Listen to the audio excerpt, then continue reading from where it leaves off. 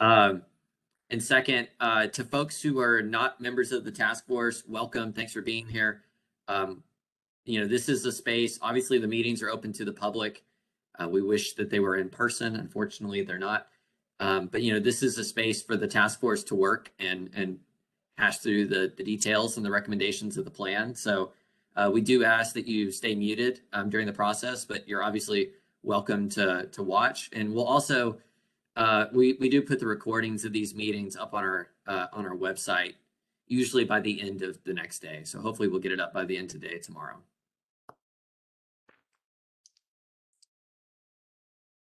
Okay, we'll call the task force meeting to order and turn it over to Daniel to start us through the presentation. Perfect. Well, good evening, everybody. First, I also want to mention that Mayor Pro Tem West is on the call. I know he doesn't have his camera on. I don't know if he's wants or is available to speak, but I know he's listening in, just kind of watching us work. So I wanted to acknowledge him, and you're welcome to speak if you're around. Hey, Daniel. Yeah, I just wanted to say hi. I'm just got home and appreciate everybody's work. I know we're in the final stages of pulling together some draft language, and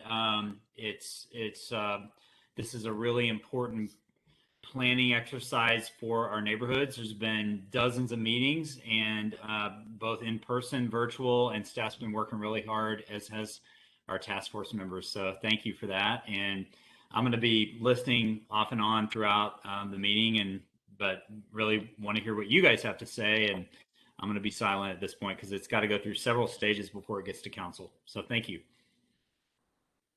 Perfect. Thank you. Unless there's any questions or anything, I'll go ahead and just kind of dive into the presentation. We got a few staff updates, and then we can kind of get into the meat of the presentation tonight. So first, as I mentioned, just a few updates. I know that there were folks on the task force I know there's a lot of text, so I'm going to read through this. Folks on the task force will remember that Yolanda, who I don't see her on the call this evening. I don't see her either. She had sent some questions and recommendations from the West Oak Cliff Coalition related to some issues. So I am going to just kind of go through those, and maybe at each slide, if I need to answer questions, I can, or we can have a discussion at the end. So first, there was a request for the full draft plan to be translated into Spanish before being presented to the public, or in conjunction with the draft plan being presented to the public. So Planning and Urban Design, which is Monique and my department, we met with, and we've been working with the Office of Equity and Inclusion and Mayor Pro Tem West office.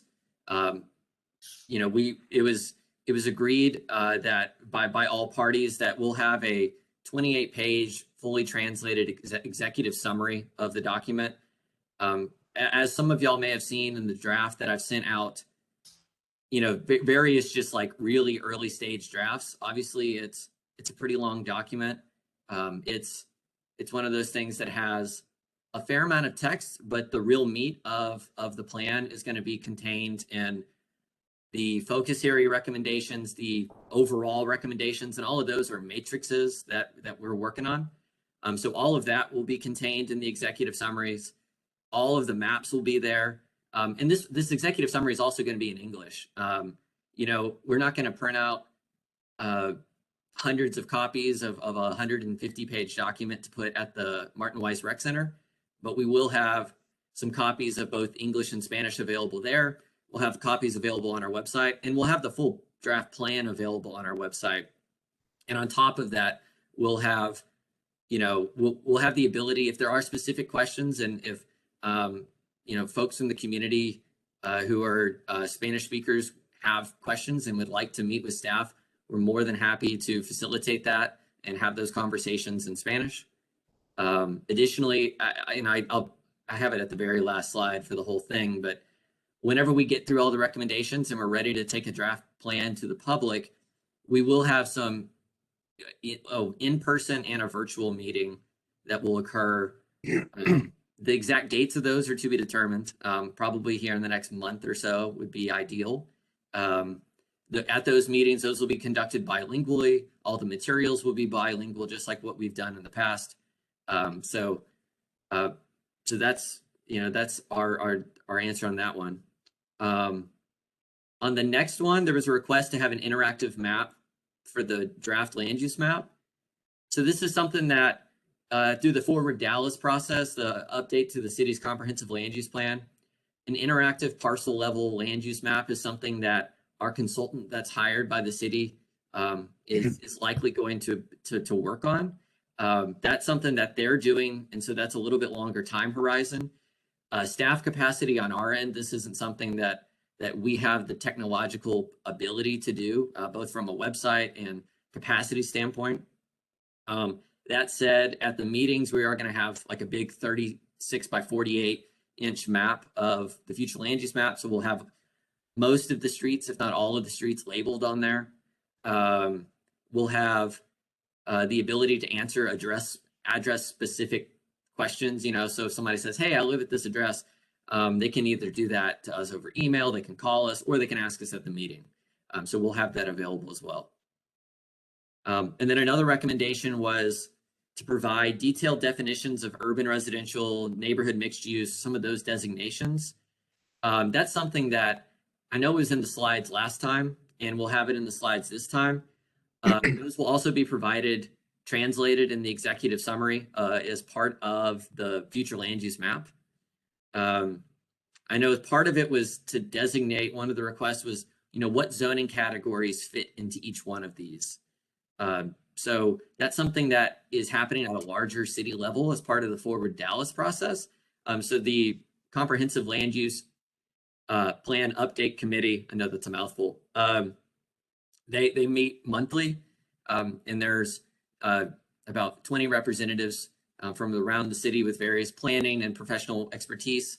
So those are issues that will be part of the Forward Dallas process and things that they'll be working through.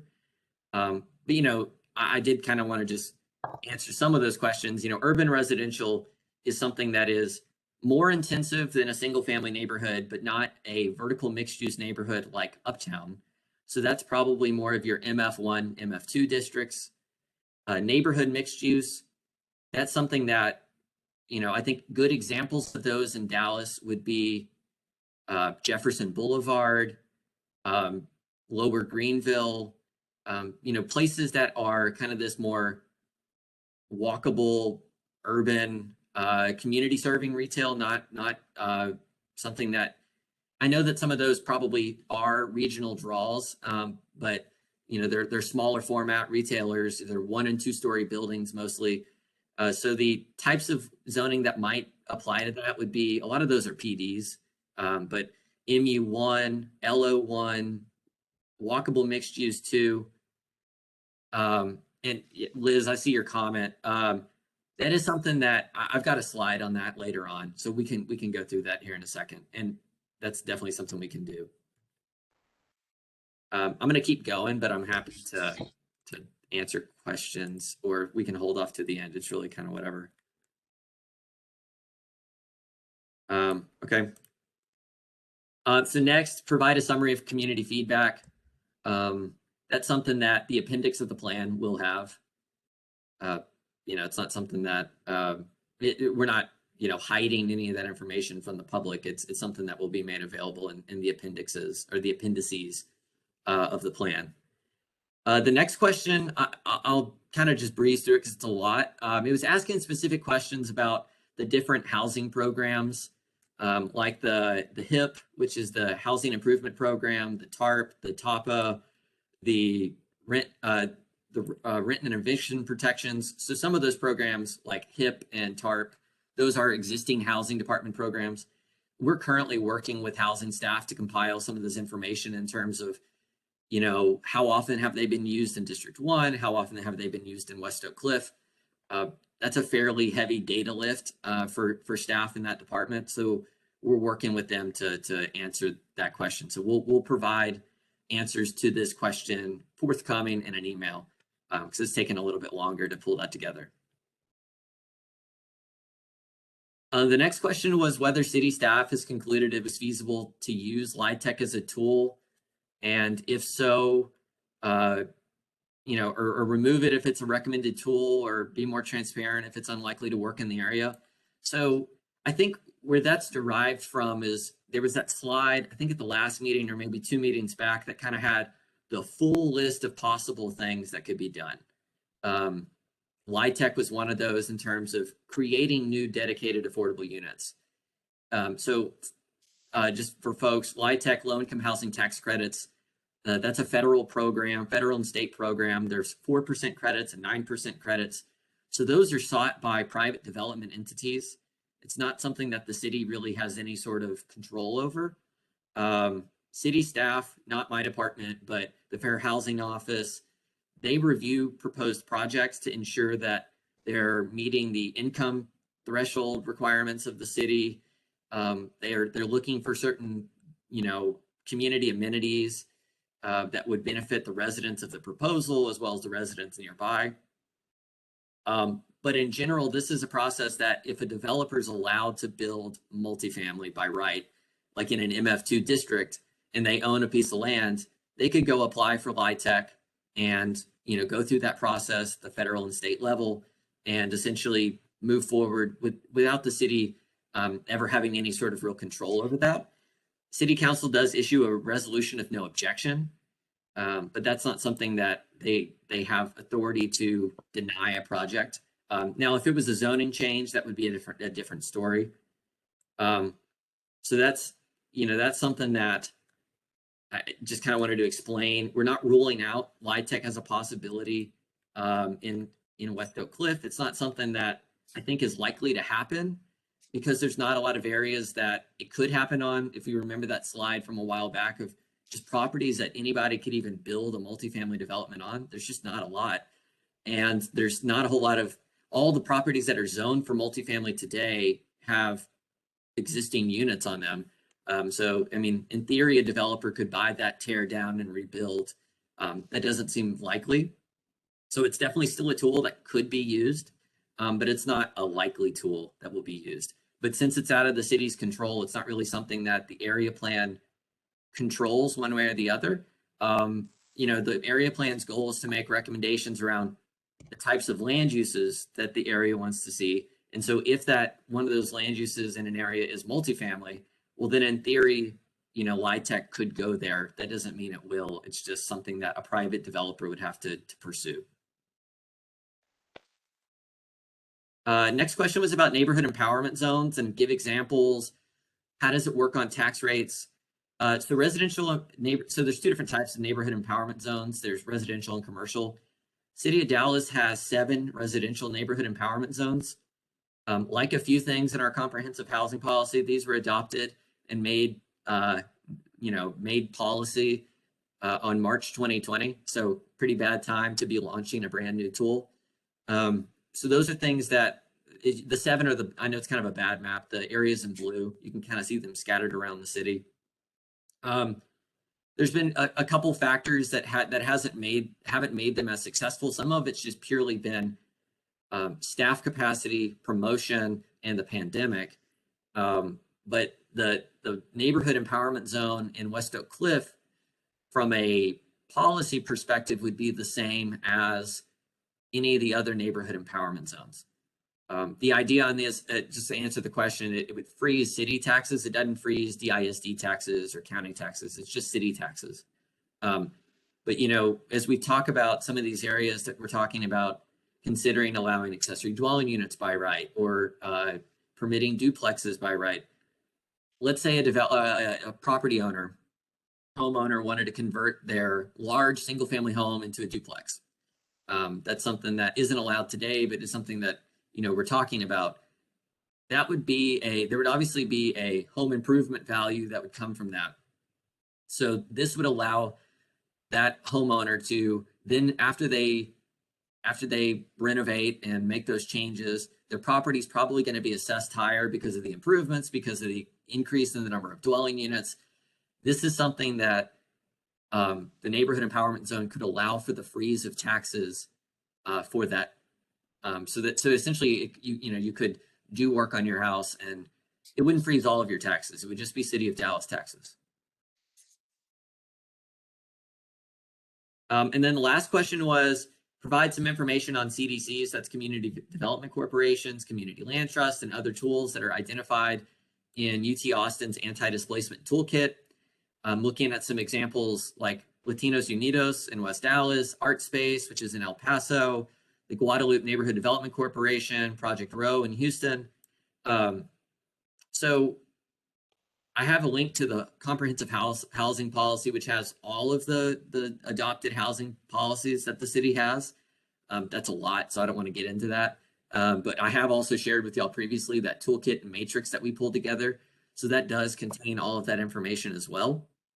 So specifically on community land trust, that's something that it is on the books in Dallas. It was adopted in March 2020, like a couple of other things. And then because of timing, has just not been able to been rolled out effectively. It's not something that is a very achievable thing to do in an area that has already existing housing stock with high home ownership. Essentially, what that would require, the way a community land trust, and I know I explained this a few meetings back, the way that works is a developer or a nonprofit either owns existing homes or they build new homes. They own the title to the land, but then sell the structure. So then the homeowner pays like a $1, indefinite lease on the land, but they don't pay the taxes on the land. They're only paying taxes on the improvement value. So it substantially helps with tax burden. It's an excellent tool. Lots of examples of how it worked, of it working in Austin and in Houston and Atlanta. It's very difficult to implement into an existing neighborhood because it would require that nonprofit to go buy the title to the land or buy the homes of a contiguous area. And that's not something that really any nonprofit has the financial capacity to go do. Where they are more effective is in redevelopment. Something that, an example could be, let's say DART is looking at, I know they're looking at redeveloping the Hampton DART station. We've talked about that, but any of their properties, if they were interested in saying, we're going to redevelop with townhomes, the way it could be done with the community land trust is that DART would still own the land, but the homeowner would own the structure, and so their tax burden would be less. So it's kind of like a homeowners association in that sense, without the requirements. But that's how that works. So it'd be really difficult to implement in an existing neighborhood, but it's a great tool. And if a private developer wanted to, somewhere in West Oak Cliff or elsewhere, wanted to go build new housing, it's definitely something that they could do and that the city would support. Some of the other examples that are on this list are really good examples statewide of community development corporations, or CHODOs. And those are all nonprofit affordable housing strategies. They're all great. It's not really something that the area plan specifically is aiming to address because, while those are, there's 250 CDCs in Texas and there's dozens of them in DFW. There's a lot of them that exist in Dallas that are doing this kind of work. If one of those CDCs was interested in developing, affordable housing in West Oak Cliff, and the zoning and the future land use map aligned with that, that's obviously something that staff would support and the housing department would work with. It's not really, the goal of the area plan to go create a community development corporation or go establish those partnerships, because that's not really a land use issue. That's something that, but we don't want to not support that. But it's not really a area plan specific issue. So that was a lot. I went through all of these, so I'm happy to pause and answer questions before we keep going. I know Becky had a question. Okay. So Ms. Brown, this isn't really a public meeting like a community meeting.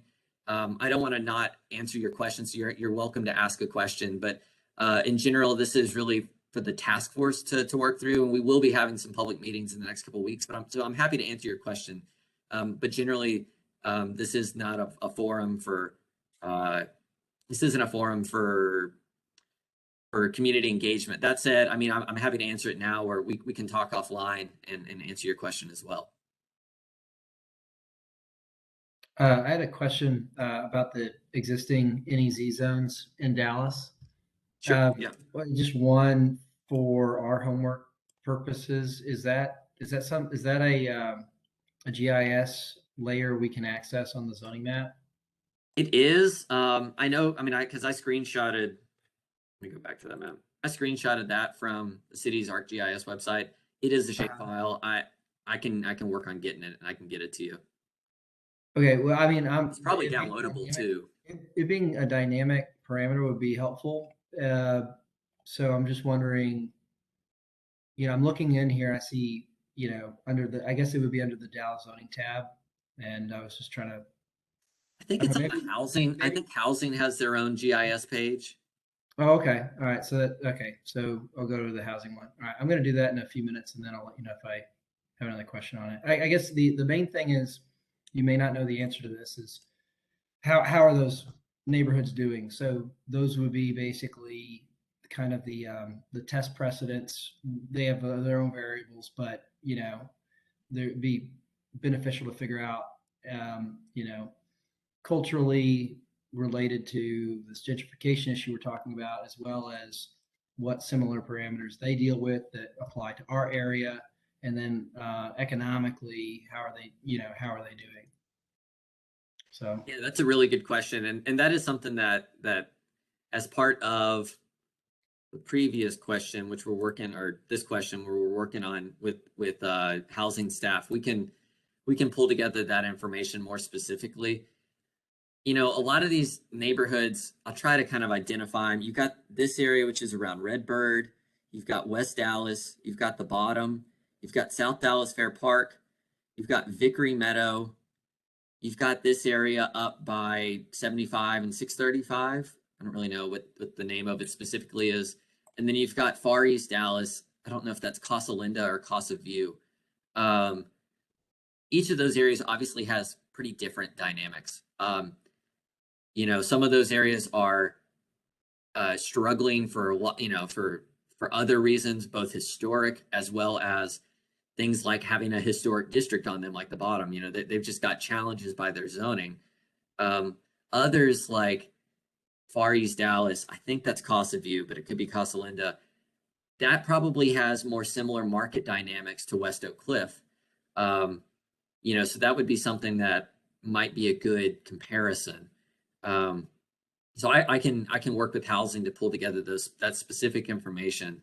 I do think that from what I've heard from housing, they haven't had a whole lot of people apply for this because there hasn't been a lot of promotion around it. And that's something that has been a funding issue as well as a pandemic issue, because they haven't been able to go actively promote it. And it's something that they're looking to do moving into this year.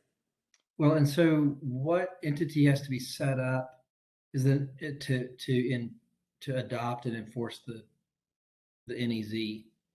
Yeah, so it's not an entity. The neighborhood empowerment zone would just be an adopted action by council. I mean, similar to the creation of like a TIF district or something like that. Yeah. Okay. So the municipal because under section 37.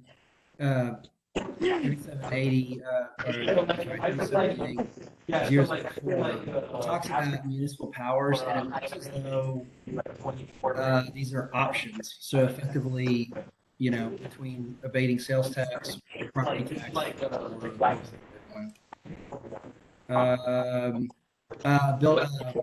permit fees and other fees. So I can see, a lot of these basically probably. Sorry, I don't think we can hear very well. I think, Yolanda, your background noise is going. Can you put it on mute?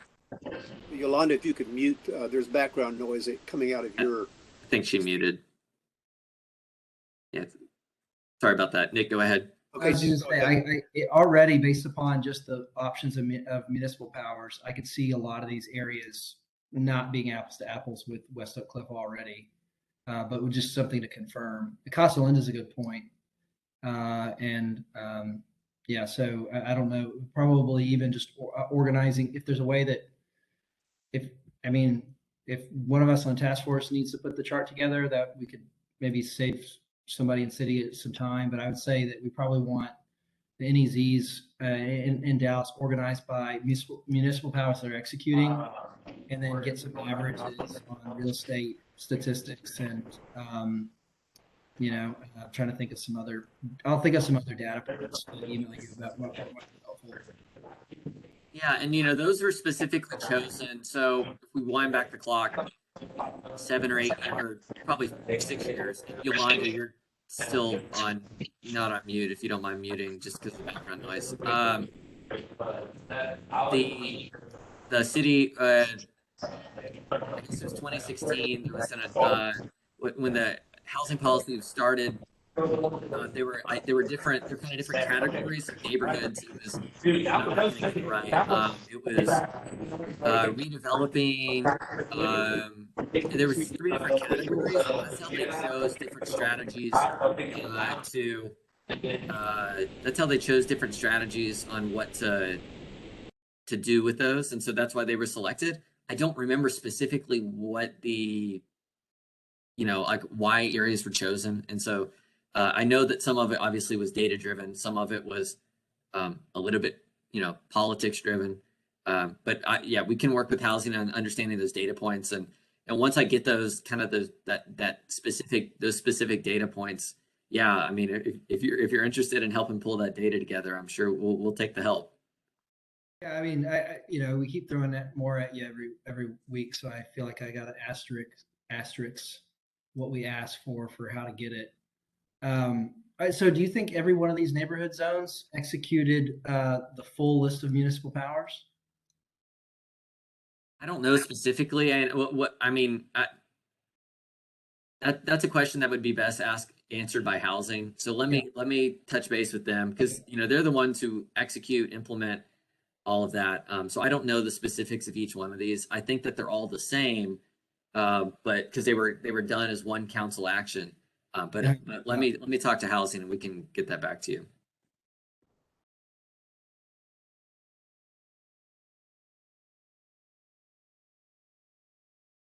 Were there any other comments or questions?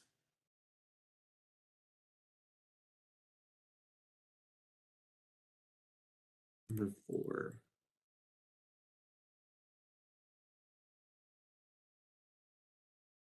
Yeah, absolutely. And what I can do in the short term, Caitlin, is it's not going to be pretty, but I can send all the, the way we documented it was, I just took pictures of all the boards after the meetings. Obviously, that's one component of it. There's other components from the online survey, which weren't as many comments, but there were some. So I've done that in an Excel document as well. So let me follow up and I can send all that out to everybody, just for transparency.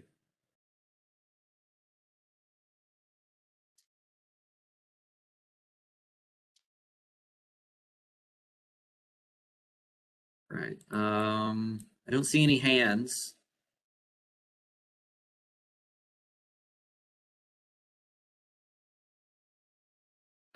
Hearing none, seeing none. I'm going to keep us moving. And some of those specific comments, Caitlin, I kind of summarize in the slides for each focus area. I mean, I don't give the specific number of how many people said one thing versus another. I kind of try to keep it to generalities, but we'll talk about that here in a little bit.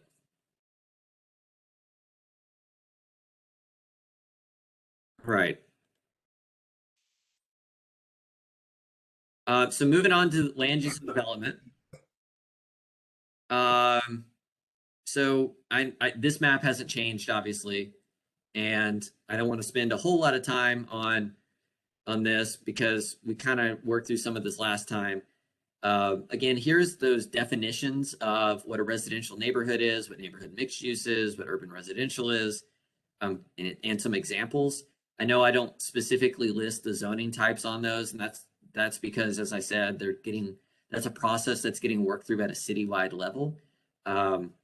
but I think that the descriptions, and I encourage everybody to read this. And if you have any questions afterwards, I sent these slides. This was included in the slides from last time too, so you can go find it there as well. So they're available on our website also. So that should answer the specifics around, the general idea for each one. I hope that that answers that, but I'm happy to go through each specifically. Can we get some of these images replaced? I mean, sure. What specifically? Urban residential and commercial center. I mean, these aren't exactly like form-based code here, but these being basically the first precedent images that kind of give character to these. I think we could probably get some more idyllic, realistic images for urban residential and commercial center. Yeah, I think that's fine. I mean, I think the reason those were chosen is because that's what exists on the ground today. And so, some of these are in West Oak Cliff, right? Yeah.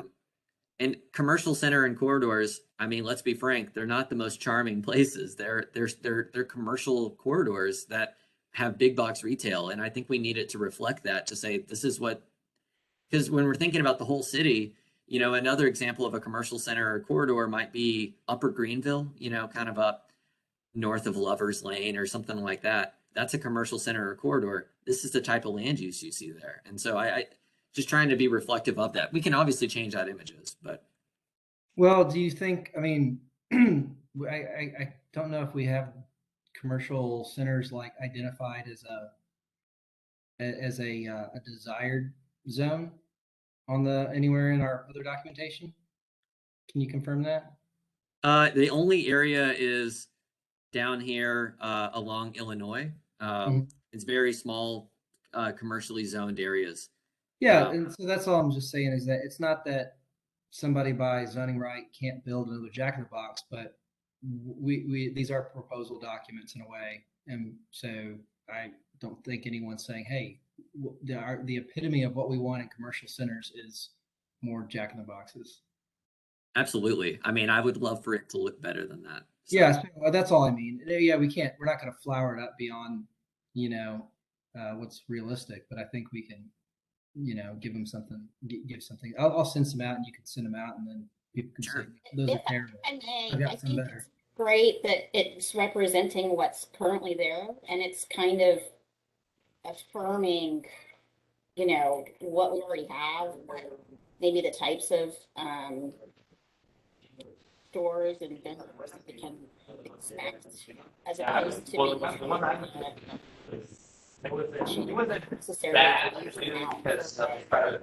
I can't hear you, Liz. We have a fair amount of line. Can you mute yourself again? Like, it's really this small? And you're like, no way. Like, Wanda. Hello. I think she's at a restaurant. Oh, and she's gone. Okay, can you hear me now? Perfect. Okay, cool. Oh, I was just saying, I appreciate it, and also the neighborhood mixed use, the shots from Jefferson, it being what we currently have there already. It's kind of just a good example of what the market has produced thus far, and what maybe we can expect to see, and not maybe what we want, maybe what some people are kind of necessarily want, or what looks more idyllic. Well, it's, I mean, idyllic is just based on the area plan. So as far as like Jefferson, in the history of the task force, everything I've heard is, yeah, we want more retail buildings that look like that. Like we want more neighborhood mixed use. I haven't heard anyone say we want more big box centers and all that. Not just changing the look. I don't know anyone that when we've been talking about urban residential, I don't know anyone that's saying that we want buildings that look like those. Yeah, and some of this is based off earlier discussions with the task force, where areas where there are not neighborhood representation on the task force, we said that there was no recommendation to change any land use. And so that area is zoned CR today, and the recommendation is in the short term to not change it. That said, Forward Dallas is moving somewhat parallel, although obviously it's behind us, This is an area that is, well, this isn't right over here at Cockrell Hill, but this area is right next to Westmoreland Station. As the city thinks about that generally as a transit-oriented development node, that doesn't mean that Jack in the Boxes and big box retailers might be a type of development that's allowed there, but it's not the best development next to transit. And that's something I think that the, you know, I would expect that the city's comprehensive plan might also address as well. So some of this was so that we are ensuring that there's no recommendations to change anything. Yeah. With there's not voices at the table. Yeah. So as a generative draft document, it's perfect to put those here so we can talk about it.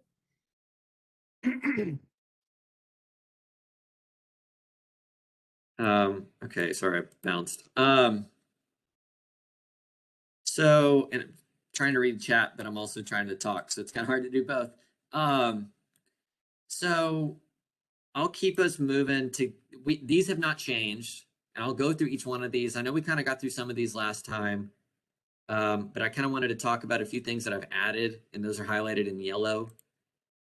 So on this one, you know, on the preserve and protect existing single family neighborhoods, first and foremost, areas that are zoned single family residential, there's no recommendations to change those unless explicitly stated otherwise. And that's in some of the focus area recommendations where we'll get to. In the Gemtown area, talking about changing the zoning from MF2 to something that's more reflective of the single family neighborhood character in that area. And then ensuring that we do that with design guidelines or some sort of, and that can be done through a conservation district, probably the best way to do it. But some sort of way to ensure that we're getting the type of neighborhood character through design, featured redevelopment, if possible. One that I added in here, I wish Yolanda was on the call because I added it in here for her, was continue to support and empower neighborhoods through capacity building and education around zoning, land use, navigating city services, and creating neighborhood associations. This is something that the Planning and Urban Design Department really is already doing, so this is an ongoing action. But she definitely was talking about, you know, she desired to have comments in there about something about education around these issues. It's definitely something that our department can and should do better on, and you know, I think capturing that was important. So.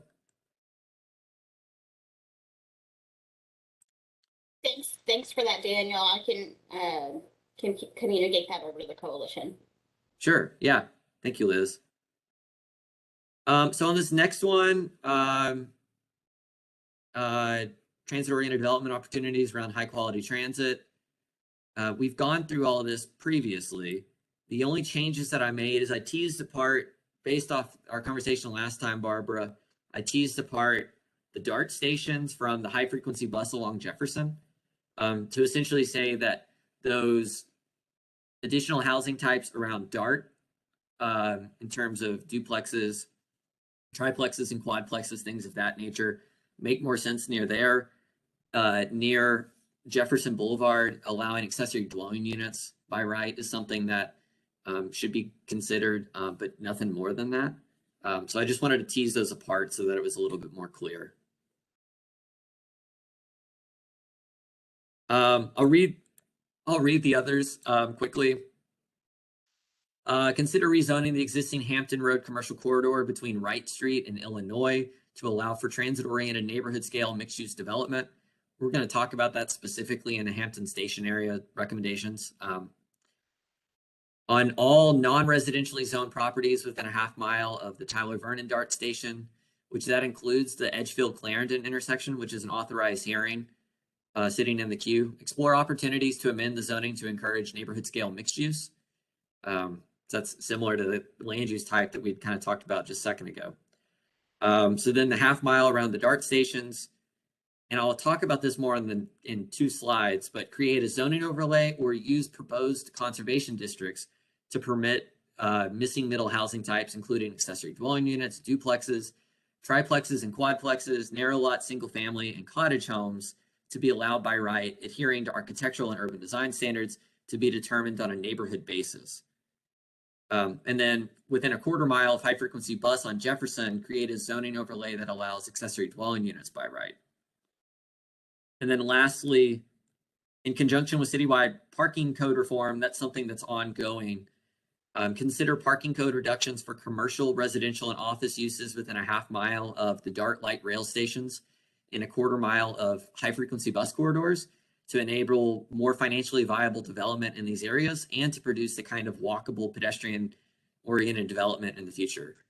Really what that's saying is, you know, so many times we've got some of these old buildings, and we'll talk about that in 2 slides, but these old buildings or lots that are difficult to develop because you've got to park a building that most people are probably going to walk to because it's next to a DART station or it's right next to a neighborhood and it's just a little local bakery or something.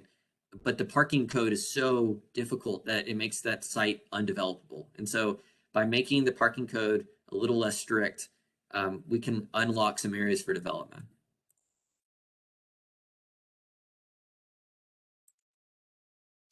I don't really want to go into this specifically because we're going to talk about each one of these areas in the focus area recommendations. Daniel, I think Paul's got his hand raised. Oh, sorry. Yeah. Go ahead, Paul. I can go back. Yeah, I had a couple questions just for clarification. So I know it's talking about when 2 is saying, you know, the Edgefield Clarendon intersection, the authorized hearing. So just is that the ones that are already active? You know, I mean, the authorized hearing wasn't approved last I recall. No, that one's already approved. So there's Okay, there's yeah, one that's right. The Edgefield Clarendon. there's one that didn't there's one that didn't get approved. This one has been sitting there for a couple of years. Okay, yeah. So that's the Tyler Vernon is the one that wasn't approved, of course, and the Edgefield Clarendon was. And then the other question, just for clarity for those who may watch this later, cottage homes, would that include something like, in terms of the format, would that preclude, for example, tiny homes or mobile homes or something like that in a quote unquote cottage home format? I would have to check our code, and, you know, I mean, some of this would be more code specific when we got to that point.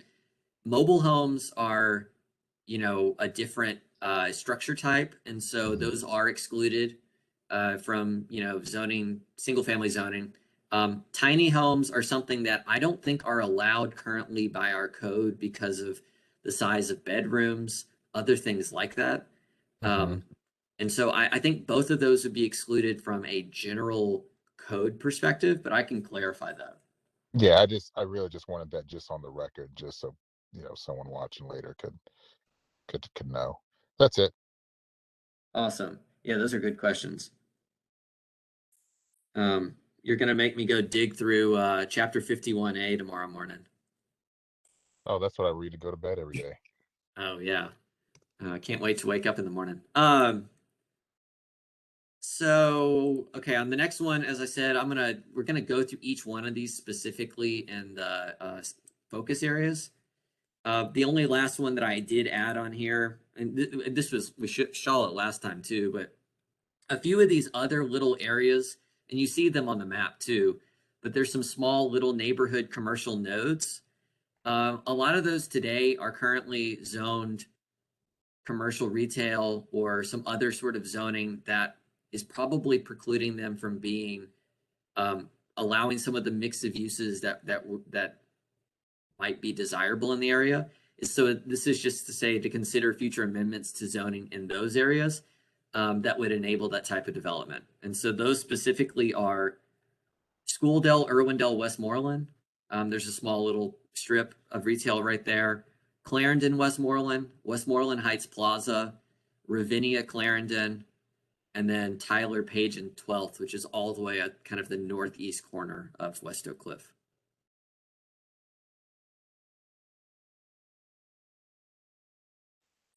Okay, so in this one, this is the last one in this section, preserve historic buildings through character and neighborhood sensitive design.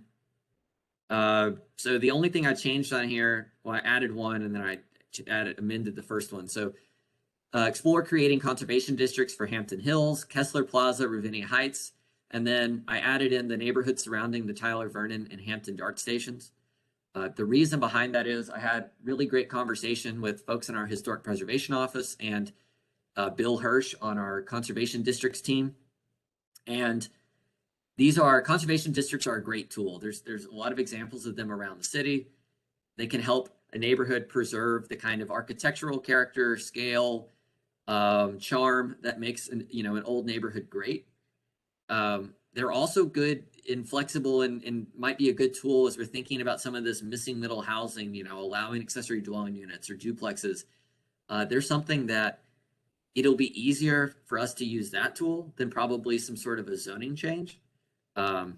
So since we're already talking about those areas like Elmwood and Hampton Hills being places where a conservation district makes sense, it just kind of made sense to blend the two. So that's why I put it in here like this. Next, as part of parking code reform, explore opportunities to reduce parking requirements for legacy and historic structures during all ongoing authorized hearings to enable easier redevelopment of existing structures and encourage rehab over redevelopment. Essentially what that's getting at is, we've got, as I kind of just mentioned, we got tons of old buildings in West Oak Cliff that the building's great. It's either vacant or very underutilized because they don't have the parking to make the use that's desired there work. By giving them flexible parking requirements, it makes them easier for those existing buildings to become something like a restaurant or a coffee shop. Whereas right now the parking code requires so many spaces that they don't have the parking spaces to deliver that. So by changing this or allowing these properties to be exempt, it should mean that those properties are saved, because if I'm a developer and I own that and I can never get it developed because of the parking code, I might as well just tear it down and build something else. But if we make it easier for people to have the use that they want in there, then it should unlock those properties, or make it easier to unlock those properties for the type of commercial uses that people will desire. And Daniel, it also goes for access. So just being able to utilize, existing alley infrastructure, will be actually a great tool for even being able to preserve these same kind of structures. Because sometimes it's not even about the number of parking is a problem, but sometimes just sneaking driveways down the front of buildings when it's when the Department of Engineering is difficult to work with to get alley improvements necessary when you already have those access routes. Yeah. I see a couple questions, so I'm going to answer those. Caitlin, is Jefferson the only high-frequency bus route in the study area? Yes. So the Jefferson bus runs as frequent as the DART train. So there's I forget how many. I think there's 7 routes in the network that run that frequently as part of their new bus network. So Jefferson's actually the highest frequency and the highest ridership. So it goes from Cockrell Hill Transfer Center on Jefferson all the way through downtown and up Gaston to Lakewood. It's the 9 bus, I think. So it's the only one that hits those thresholds. But I kind of want it to be flexible, and I call out Jefferson because it's existing today. But in theory, Hampton is a street that in the future, I know DART's interested in enhancing bus frequency, and so maybe it makes sense to think about that when that happens. Matt says, what is desirable about the architecture of the homes around Tyler Vernon Station, or specifically to the north? As a resident, the caliber and quality of build is significantly less than the homes in Elmwood, et cetera, that are built. Yeah, I think, good point. I think that's why I kind of wanted to leave it on this one. I say either a zoning overlay or a conservation district.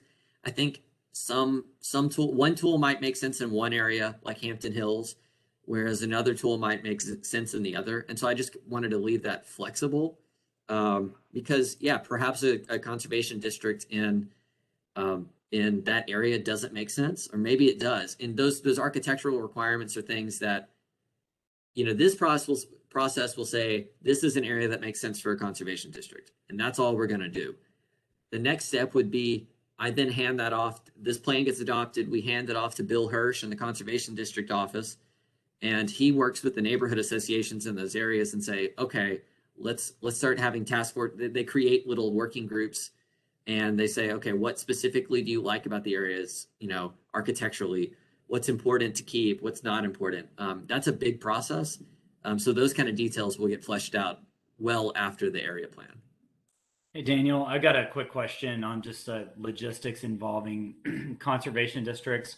So they would, if a neighborhood was interested in creating one, they go to Bill Hirsch and then he walks them through it.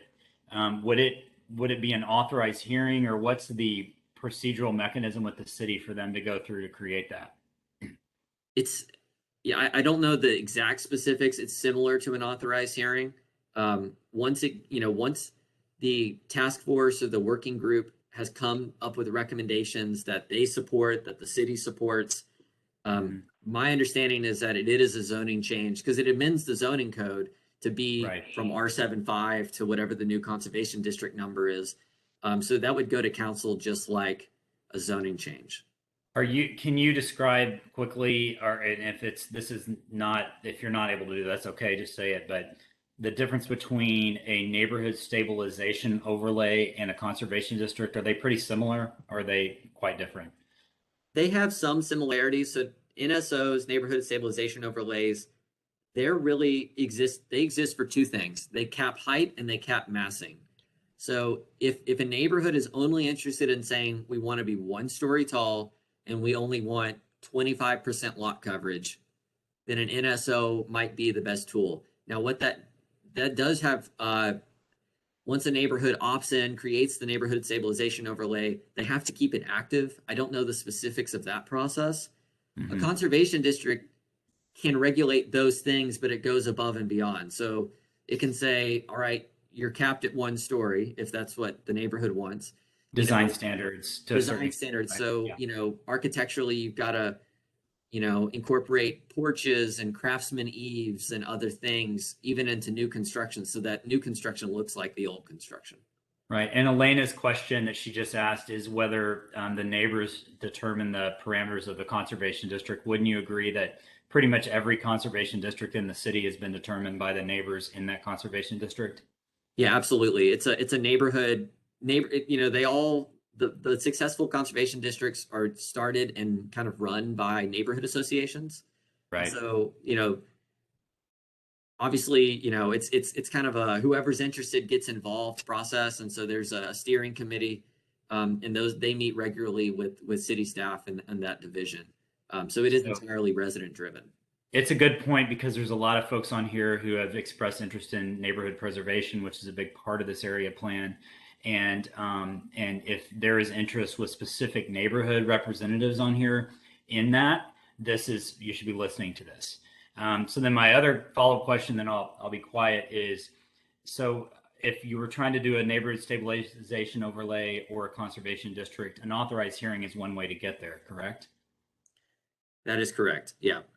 So for the Tyler Station authorized hearing that ultimately failed, the authorized hearing could have been used to provide stabilization for that neighborhood, but it was not supported by some neighbors who lived around that area, and it failed, correct?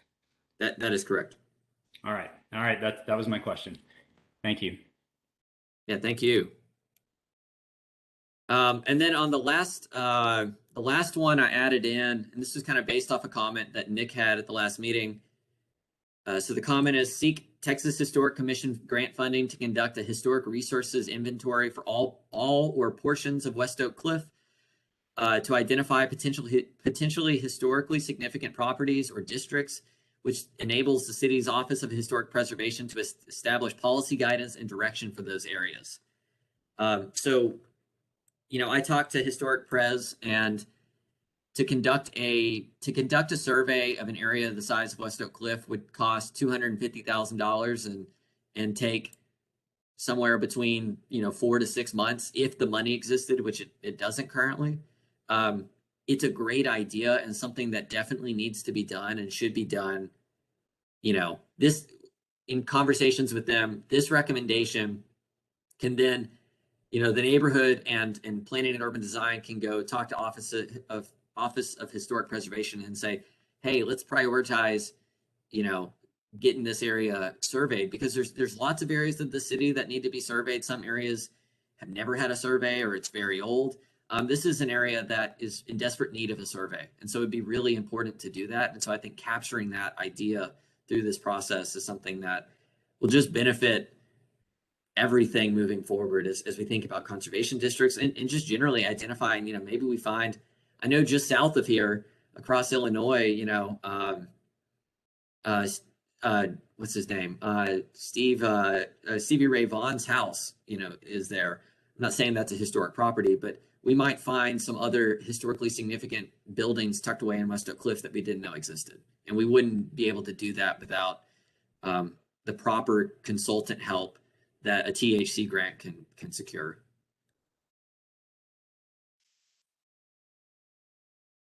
So that's it for the big recommendations for land use, but I can answer some questions or we can talk about those, but if not, let's just keep moving into the focus areas and get down to the kind of to the specifics on each sub area. Because, generally most of the areas we're not recommending any real changes.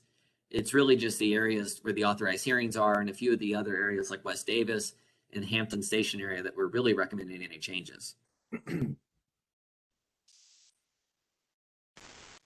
All right, I'm going to keep moving. It's hard to read cues of people's faces when you can't see people's faces. All right, just as a refresher, I know y'all seen this a million times. So the focus areas, there's 7 of them. I know there's 6 orange blobs on the map, but West Davis, North Cliff, Hampton Clarendon, and then Gemtown is separate. I know that it's one blob. Tyler Vernon Station area, downtown Elmwood, Hampton Station area. 5 of those are authorized hearings. So there's one at North Cliff, there's one on Hampton Clarendon, there's one in Gemtown, there's one in downtown Elmwood, and then there's that one we just talked about at Edgefield Clarendon. It's a small area. So those are authorized hearings. This process, the recommendations will inform staff moving those authorized hearings forward. So it'll kind of serve as a starting point for staff going and drafting some of the language.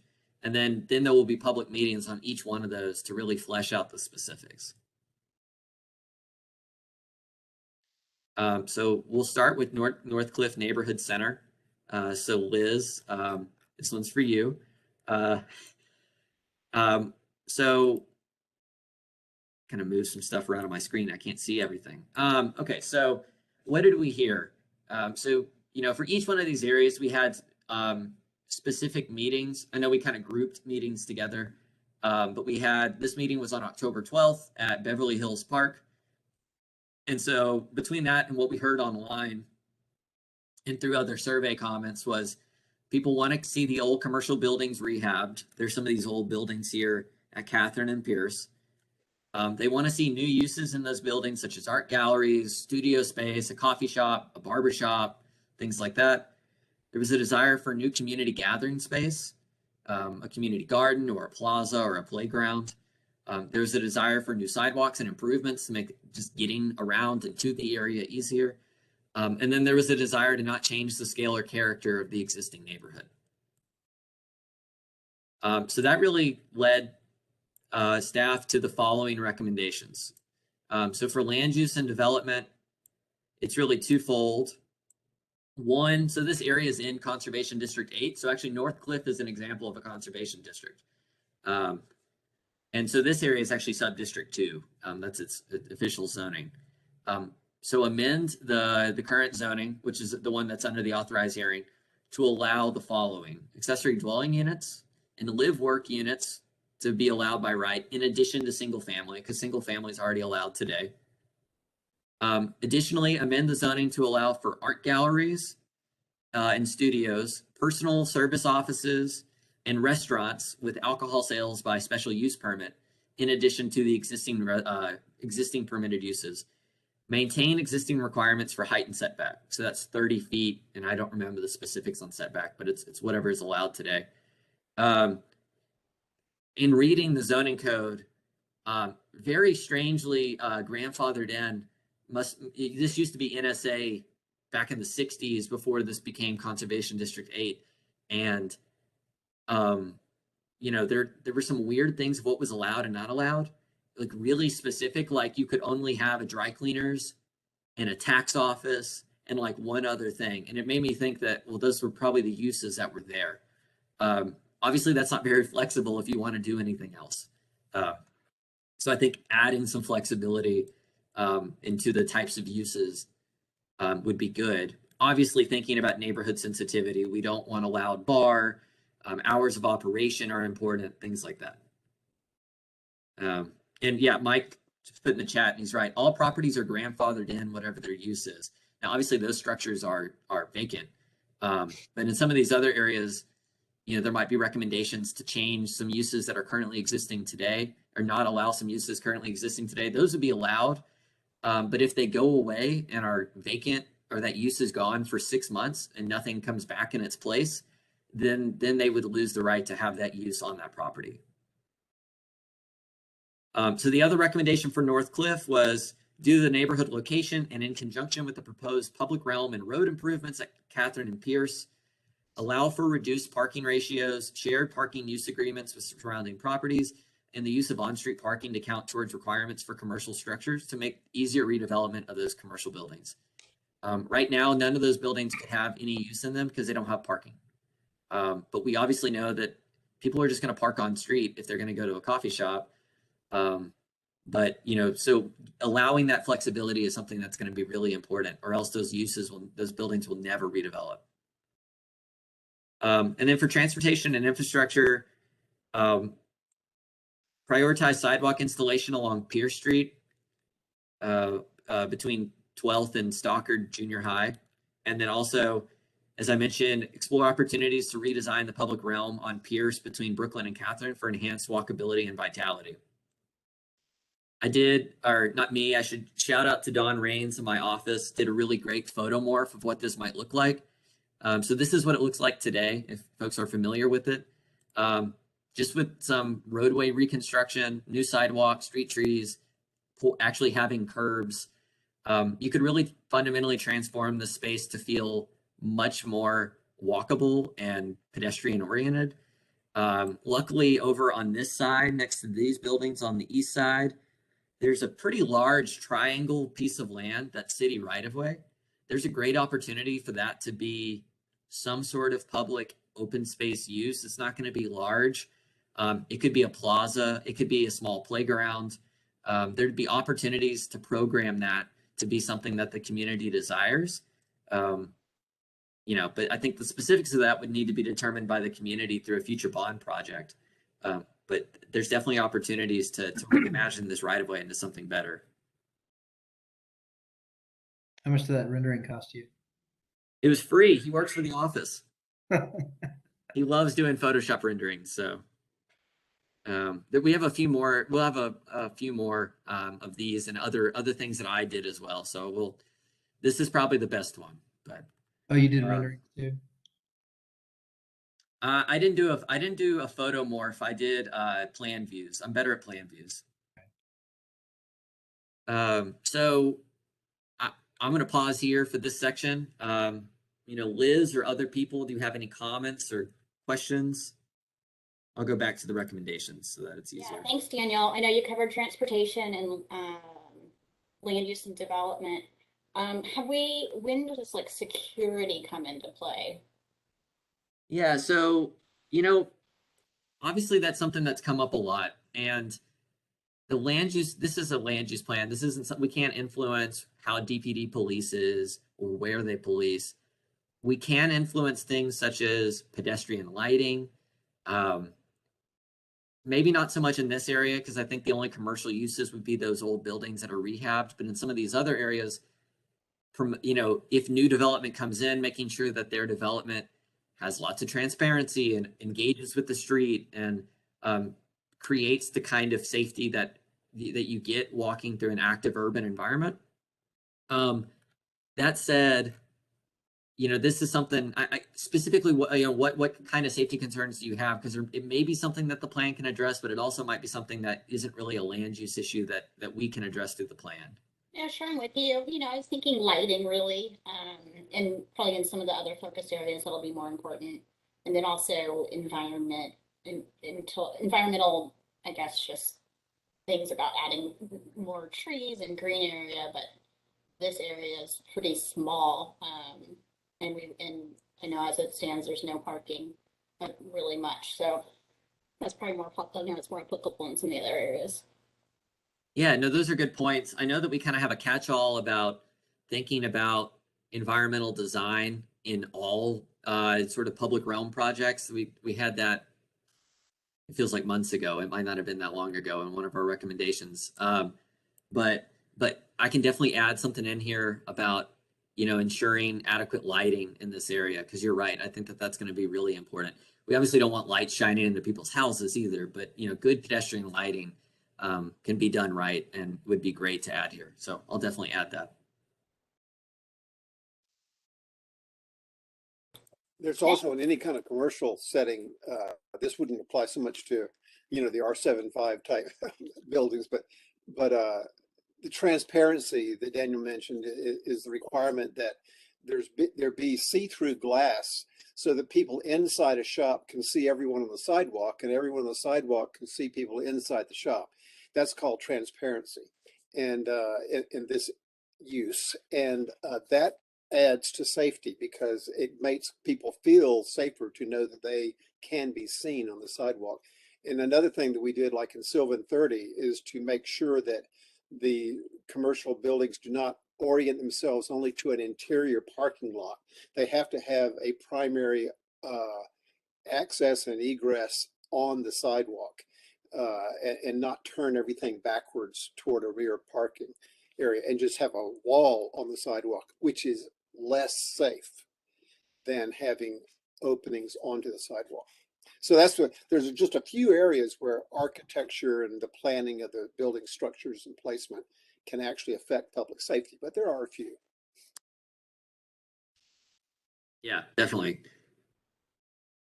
And we capture a lot of that, a little higher level. We capture some of that in the community development section about safety. Are there other comments or questions on this area? This one was a little bit of an easier area because it's smaller, so. Right, well, I'm gonna keep moving, but raise your hand or interrupt if you got something. All right, next one, Gemtown. I don't see Mary Lou on here, so I'll be sure to make sure that she sees all of this afterwards. But so Gemtown is an area. It's actually 50 properties. So there's this weird, I don't want to say weird, it's just randomly occurring area of MF2 zoning at the southwest corner of the Hampton Clarendon intersection. Today, 48 of the 50 lots are single family homes. And 2 of them are, and those are all built in the 20s and 30s. And then there are these 2 properties down here you can see that are multifamily, and that's it. So what we heard from folks at that meeting, which was on the October 23rd at Keys Park, there was concern about the existing zoning, allowing for townhomes and apartments in the future. Obviously, that would be allowed by right. There was a desire to maintain the existing neighborhood character and feel. There was some mixed thoughts about allowing, going all the way back to single family, or maybe there's a desire to allow for some additional types of residential uses in the area. Because the area is MF2, there are some people who are already kind of converted their homes into duplexes, or they've got accessory dwelling units as is. And then there was a desire for more open space or access to open space in the area. So really the only land use recommendation of the area is to consider amending the zoning through that authorized hearing from MF2 to a lower density zoning category that would permit accessory dwelling units and duplexes by right. But it would also encourage better design outcomes for future development to be contextually sensitive to the existing fabric. And then this is an area, honestly, I went and walked the whole area not that long ago, and there's a desire to improve existing sidewalks at a few streets on Franklin and bring them up to ADA compliance. That's definitely something that needs to be done. And then there was one unimproved alley on a block bounded by Franklin, Emmett, Hampton, and Brandon. Right now it's not paved, so it's easy to, it'd be easy for the, to add that to the bond list. So really those are the main recommendations, but I'm going to pause here and answer any questions.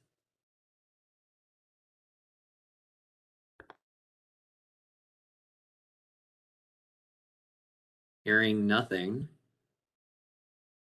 Yeah, I think if that's what the area plan community engagement had for feedback, then you've hit the nail on the head for them. I know zoning down is not always desirable by landowners, but it sounds like that's what they wanted. Yeah, definitely. I mean, I had a conversation with a gentleman who, said, I live in a single family home. I like the neighborhood. Part of me, he himself was feeling torn. He's like, I like the single family character, but at the same time, like if this was zoned single family, would it lose some of the value that it had?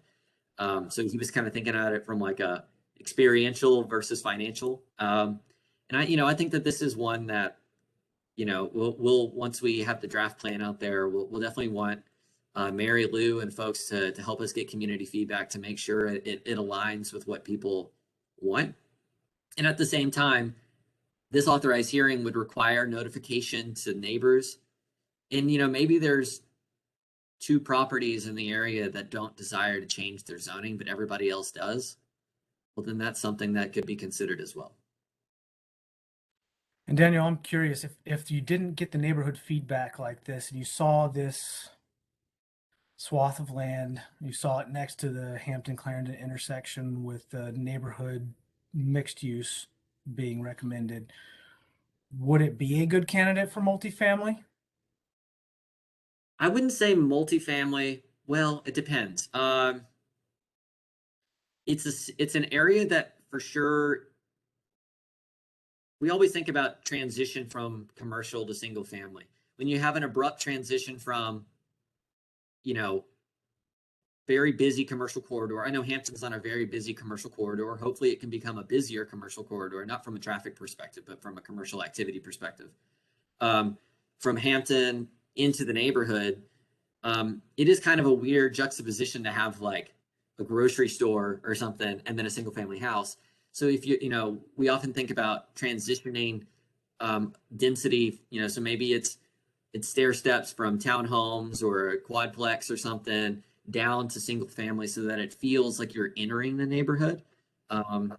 So that's something that I guess if you were building a neighborhood from scratch might make sense, but obviously cities are dynamic. And so it's not quite that easy, but yeah, I mean, it might make sense to have a little bit more density here based on a lot of reasons, probably more density than just straight single family. MF2 is kind of weird. I'll definitely say it's a challenging district to build in anyways, because 36 feet is not really a desired height for properties anymore. It used to get you 3 stories, but now it can't get you 3 stories based off the type of product people are trying to build. So. Thanks, Daniel. That answered exactly what I was curious about. Thanks. Okay, so I'm going to keep moving unless folks have comments.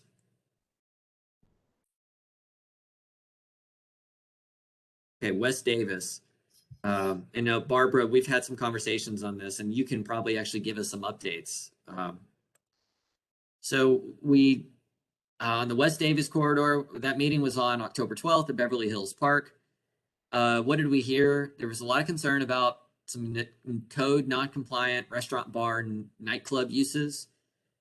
There's 1 or 2 properties up on Davis. Those are not allowed by right anymore, but there were some that had been grandfathered in from all the way back when this PD was created over a decade ago. And so there was concerns about noise, hours of operation, spillover impacts, perceptions of crime, things like that.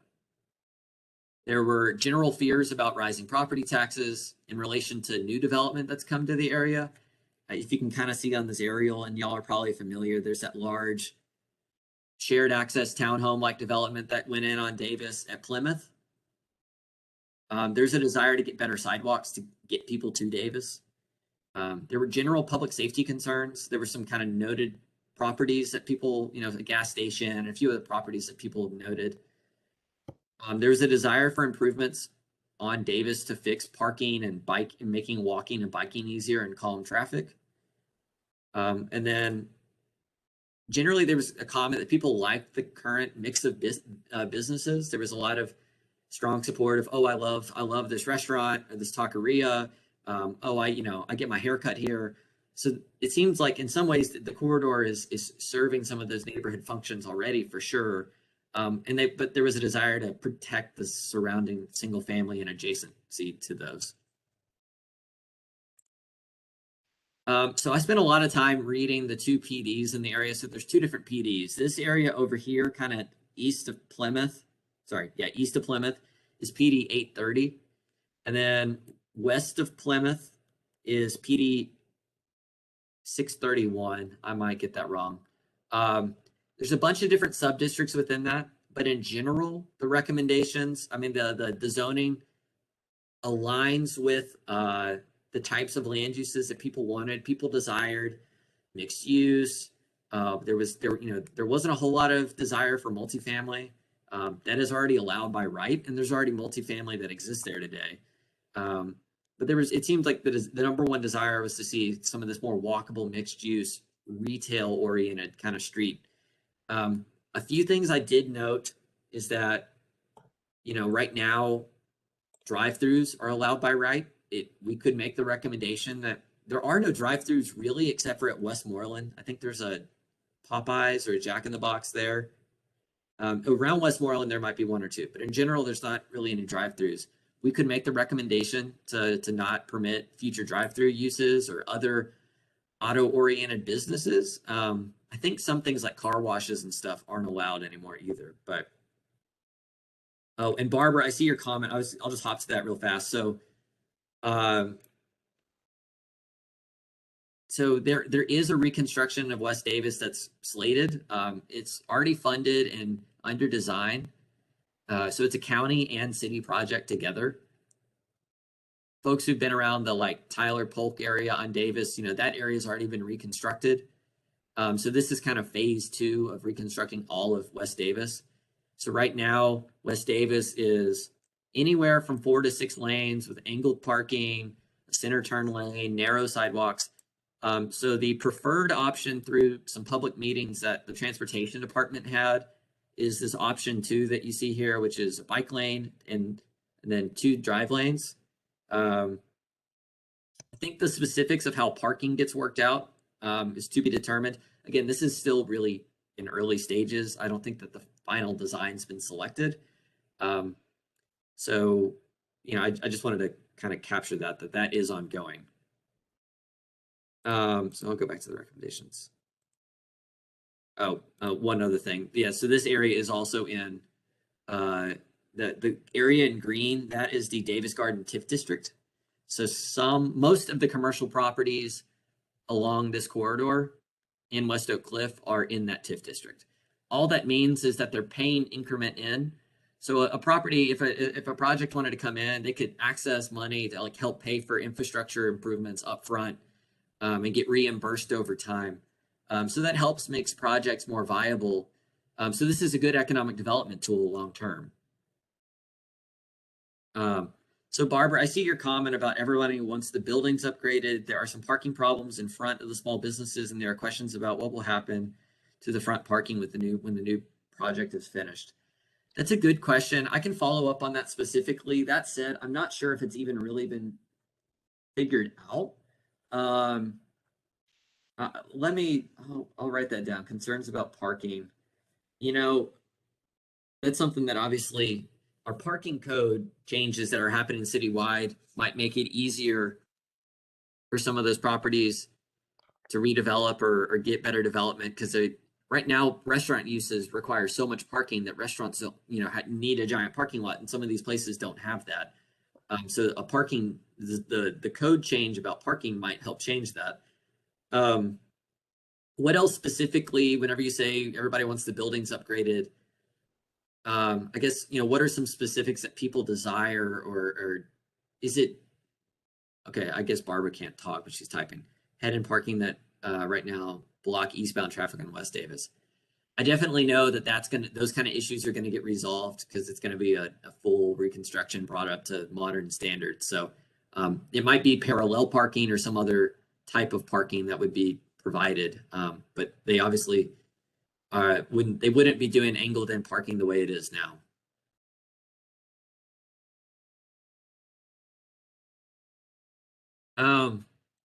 So the three recommendations I have that we can discuss through are within a quarter mile of high frequency bus, create a zoning overlay that allows accessory dwelling units by right. I say leverage the traffic calming measures that we talk about in the transportation infrastructure section to slow traffic and increase pedestrian safety along West Davis. And then generally also related to that, support, I guess this one's actually a transportation one, I'm realizing. Support Dallas County and the city of Dallas's proposal to provide bike lanes and public realm improvements along the street. Obviously noting that, and I'll add that in, noting that there are concerns about parking and some of those other issues. Okay, Barbara says, talking about some properties have rear parking, and that's actually something I'd have to go refresh myself on the code. I think that the current zoning, if you were to go build something new, you're not allowed to build parking in the front yard setback, I don't think. So it kind of naturally encourages buildings to be up to the street with parking in the rear, which is obviously what, from a urban design, urban form perspective is best.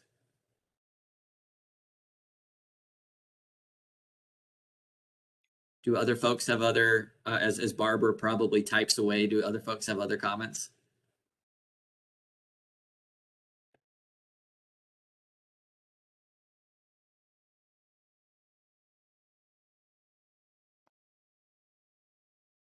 I know, Paul, you had a comment about drive-through uses. I don't know if you wanted to speak on that at all.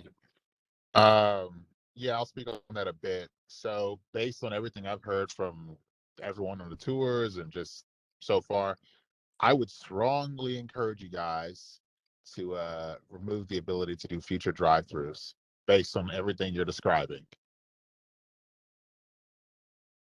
So that's really it. And that's just my professional expertise tells me that. It also tells me that a lot of commercial retail guys are not going to like it, but based on what you want for your neighborhoods, that's what you probably should do.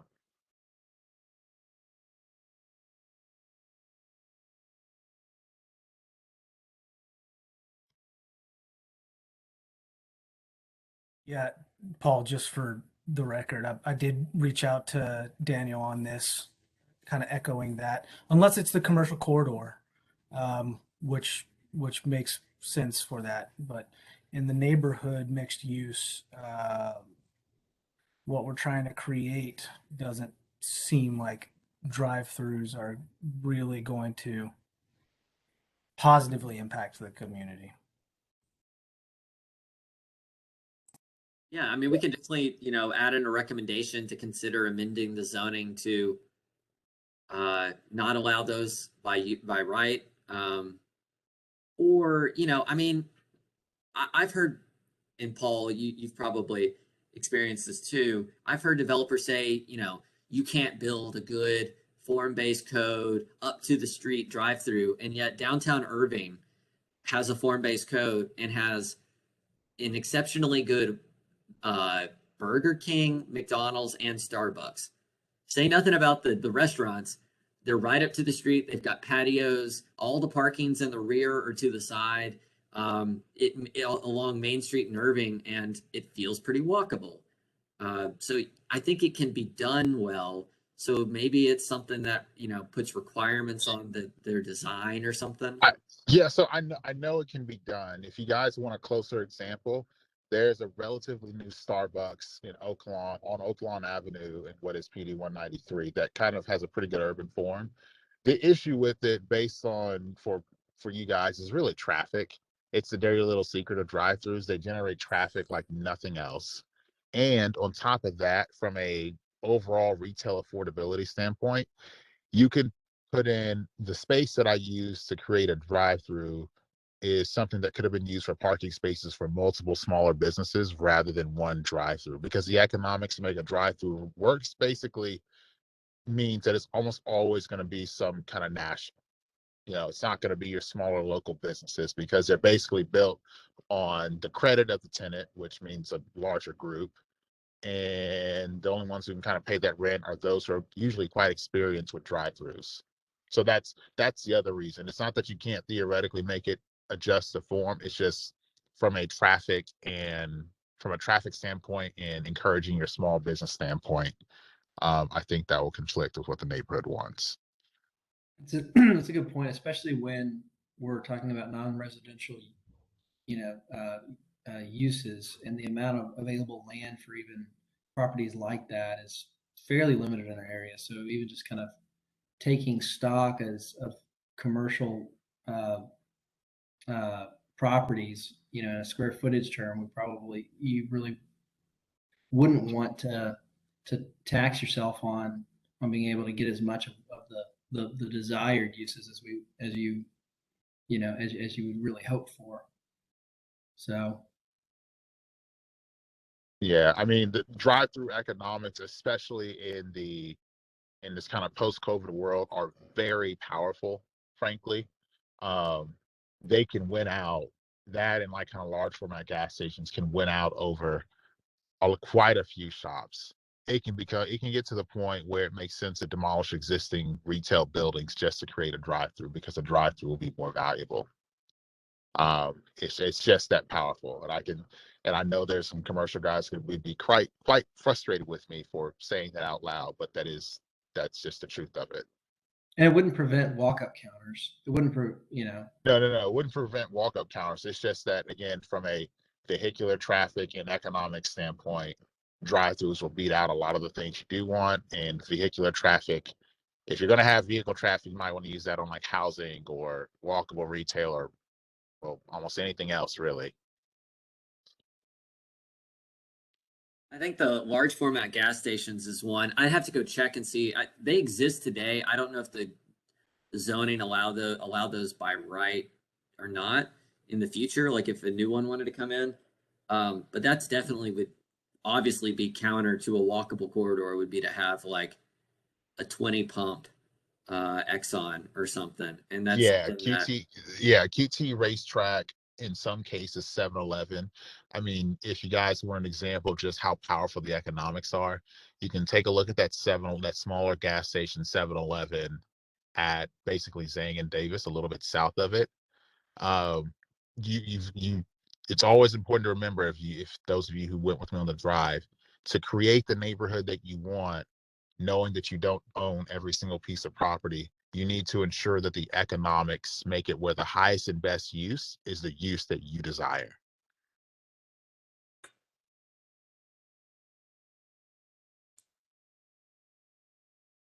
So ultimately, and Barbara, I know that you can't talk, but you've been typing some to me. If that's something that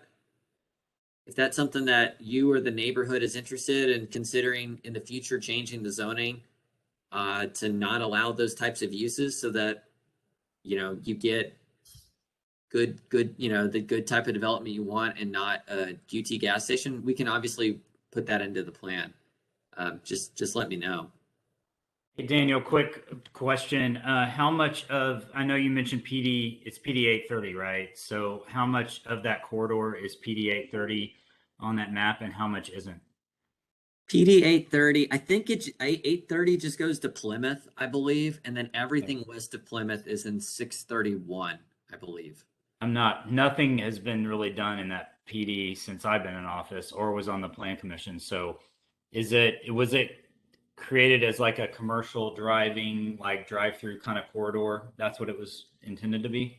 It's got some mixed use zoning in there. It definitely allows for multifamily, and some of the areas, I think, kind of on the western side of the eastern side of the area, allow for 60 feet or something like that. So it allows for some taller development, not tall, but like if somebody wanted to go and build a 4-story multifamily, they could. Yeah.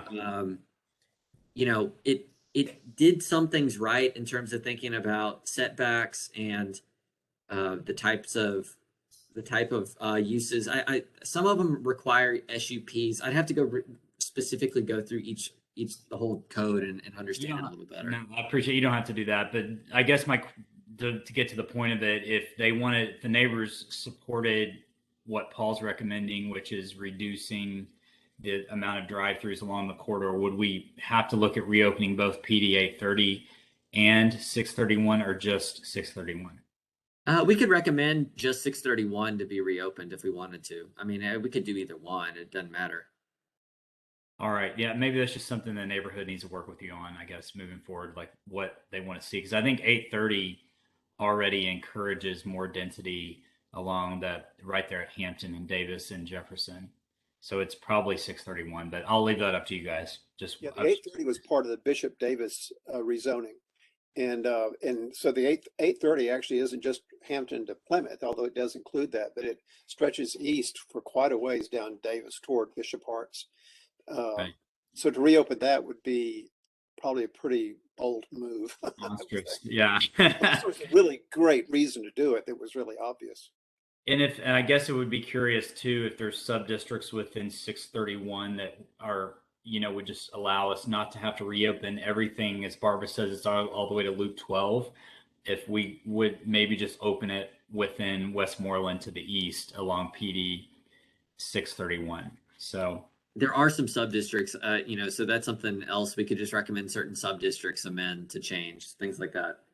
Okay, and then Barbara's saying the drive-throughs that exist are within 830, so we would maybe just need to see if it allows, if that's just old uses like Mike said are grandfathered in, or if that part of 830 does allow for those, and make an educated decision on if we'd want to reopen that or not, because that's a huge undertaking, to reopen 830. So it would be. I know that, like I said, there's that KFC, Kentucky Fried Chicken. Yeah. And also the Burger King, but those are both in 830, and so they comfortably fit. Although that's a good question. I don't know whether they're there because of grandfathering or whether 830 in that location specifically authorizes drive-throughs. But they both have drive-throughs. The KFC and the Burger King do. Okay, that maybe staff could look at that, and then if we did have to open 830 for that, if that's something the neighborhood wants to limit those. If it's just one sub district, and Barbara's saying it was there, so they might just be grandfathered in, and if they ever leave, there's no more. But that's staff can get back to us on that, right, Daniel? Absolutely. All right, thanks. Daniel, Liz here. Yeah. So the takeaways are from the neighborhood meetings, right? And kind of what people said they want, what they like, what they want to change, what they don't want to change. Correct. See, and so when you've got current zoning is a PD that permits mixed use development, it also aligns with what people desired in terms of future land use and buildings. What correct me if I'm wrong, I'm not seeing in the takeaways from the neighborhood meetings that they're wanting any type of change, neither more nor less of the drive-throughs. Yeah, I mean, so this is always, sometimes it's a little bit of reading between the lines, and there was a desire. I think generally there wasn't a desire to see a whole lot of change, but then at the same time, when asked about future land uses, that people did the sticker exercises, there were a lot of people who said that they wanted to see neighborhood mixed use kinds of buildings, some of which exist today along the corridor, not a whole lot, and then the vast majority of people said, we don't want parking lots. We don't want big box. We don't want drive-throughs. And so okay. I can share all that, and so you're right. Maybe the desire, that's why I kind of said, maybe the recommendation is no changes, just to support what's going on here and some of the infrastructure work that's going on here. And that's it. Yeah, it feels like it's a little bit of a stopgap that the neighborhood needs to recognize, like is it that they're meant to be continually balanced, or is it that the desired uses are meant to be an actual priority?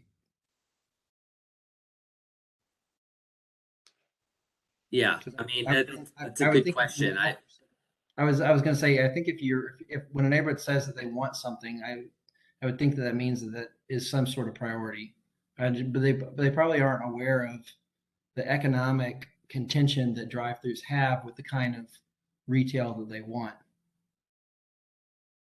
Yeah, totally. I mean, I think about a street like Lemon, which is obviously sandwiched in the middle of Oaklawn, and the economics of that neighborhood are some of the highest land values in the city, and yet they still are only getting drive-throughs because the economics are so strong for those drive-throughs.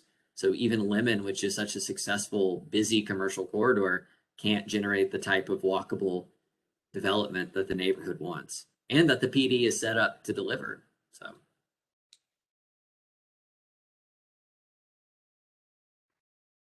Well, Barbara, if you know, we can kind of leave this one to be determined. If you don't mind, staff will go pull. I'll go pull all the information, all these PDs, and figure out what's allowed, not allowed specifically, and try to map that out and list that out and share that with everybody. But if you don't mind, also having conversations with your neighborhood and try to help us read between the lines on what's desired versus what folks desperately want to see or changes that they're desire to see, or what they just you know in some far-flung future say, sure, that'd be great. I think that would be helpful as well. Yeah, Daniel, just let me add, because I chimed in earlier that I think that deferring to Barbara and the neighborhoods around there is the right thing to do. The neighborhood mixed use closer to my neighborhood, that's my comment for that. I'm not stepping on Barbara's toes about what her neighborhood wants to see in that corridor. So don't take my comment for what it is near, Hampton Clarendon and Hampton Dart Station. Sure thing. Yeah.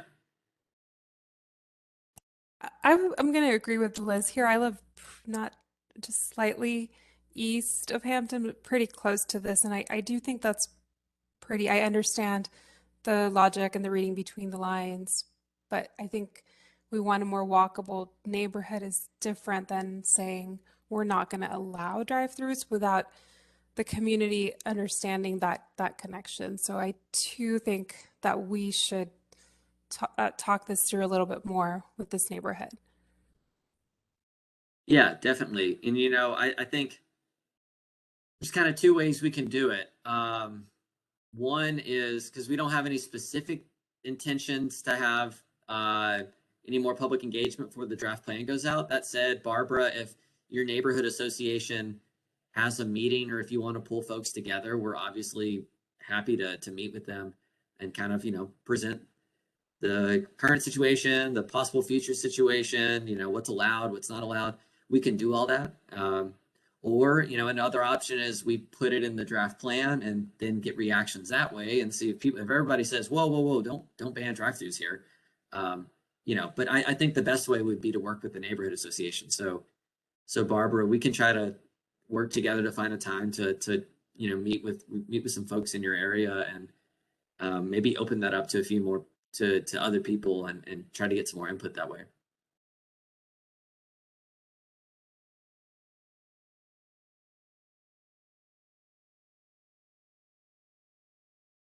All right. I know we're getting kind of close to 8 and we're not going to probably get through everything, but I was going to at least try to get us through 1 or 2 more sections, and then maybe we'll leave the rest for one final meeting and some recap. So downtown Elmwood. Number one thing we heard in downtown Elmwood was to calm traffic on Edgefield, for sure. There was a desire to make pedestrian conditions safer generally across the area, more walkable streets, changing some parking to being parallel, or doing other things to add some pedestrian amenities. There is a desire for walkable neighborhood scale retail buildings to have more mixtures of uses. Some folks talked about some small scale residential, because right now there's no residential. Generally, people didn't want any more than 2 stories. It's worth noting that right now the zoning allows 54 feet, but it's also restricted by residential proximity slope, which essentially says that, you know, at an angle extending from single family, you can't build over a certain height. So none of these properties are far enough away from single family to ever build to that height. I don't think you could ever build anything in this neighborhood taller than 3 stories, just geometrically. That on top of the fact that the lots are really small, I just think it would present a lot of challenges. There was a comment about wanting a zoning that encourages wide sidewalks, buildings near the street, patios for restaurants, those kind of amenities. All right, Barbara, I see your comment about meeting with El Tivoli. That's a great one. So we'll try to pull that together offline and make that happen.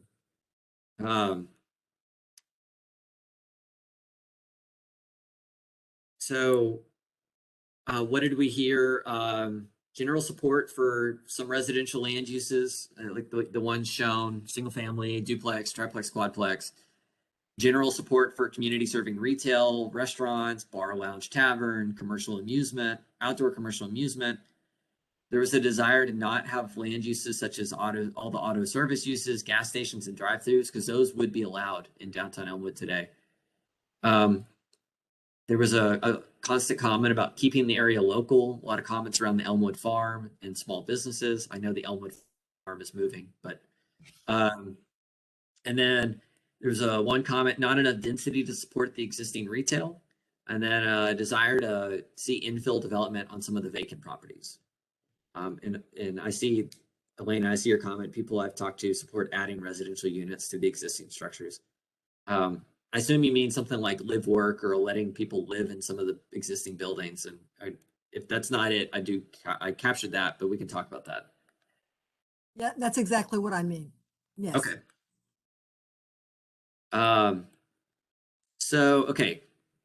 So the recommendations for land use and development were to consider amending the existing CR zoning to allow for mixed use development. New zoning should consider a form-based district that will result in a walkable urban form, such as activated facades and wide sidewalks, while also ensuring appropriate setbacks in proximity slopes to adjacent single family. Development should be limited to the existing height limit. Again, you're never going to be able to build something to that height. Permitted residential uses should include small multifamilies, so something 12 units or less, and townhomes that adhere to urban design guidelines. So I'll pause there.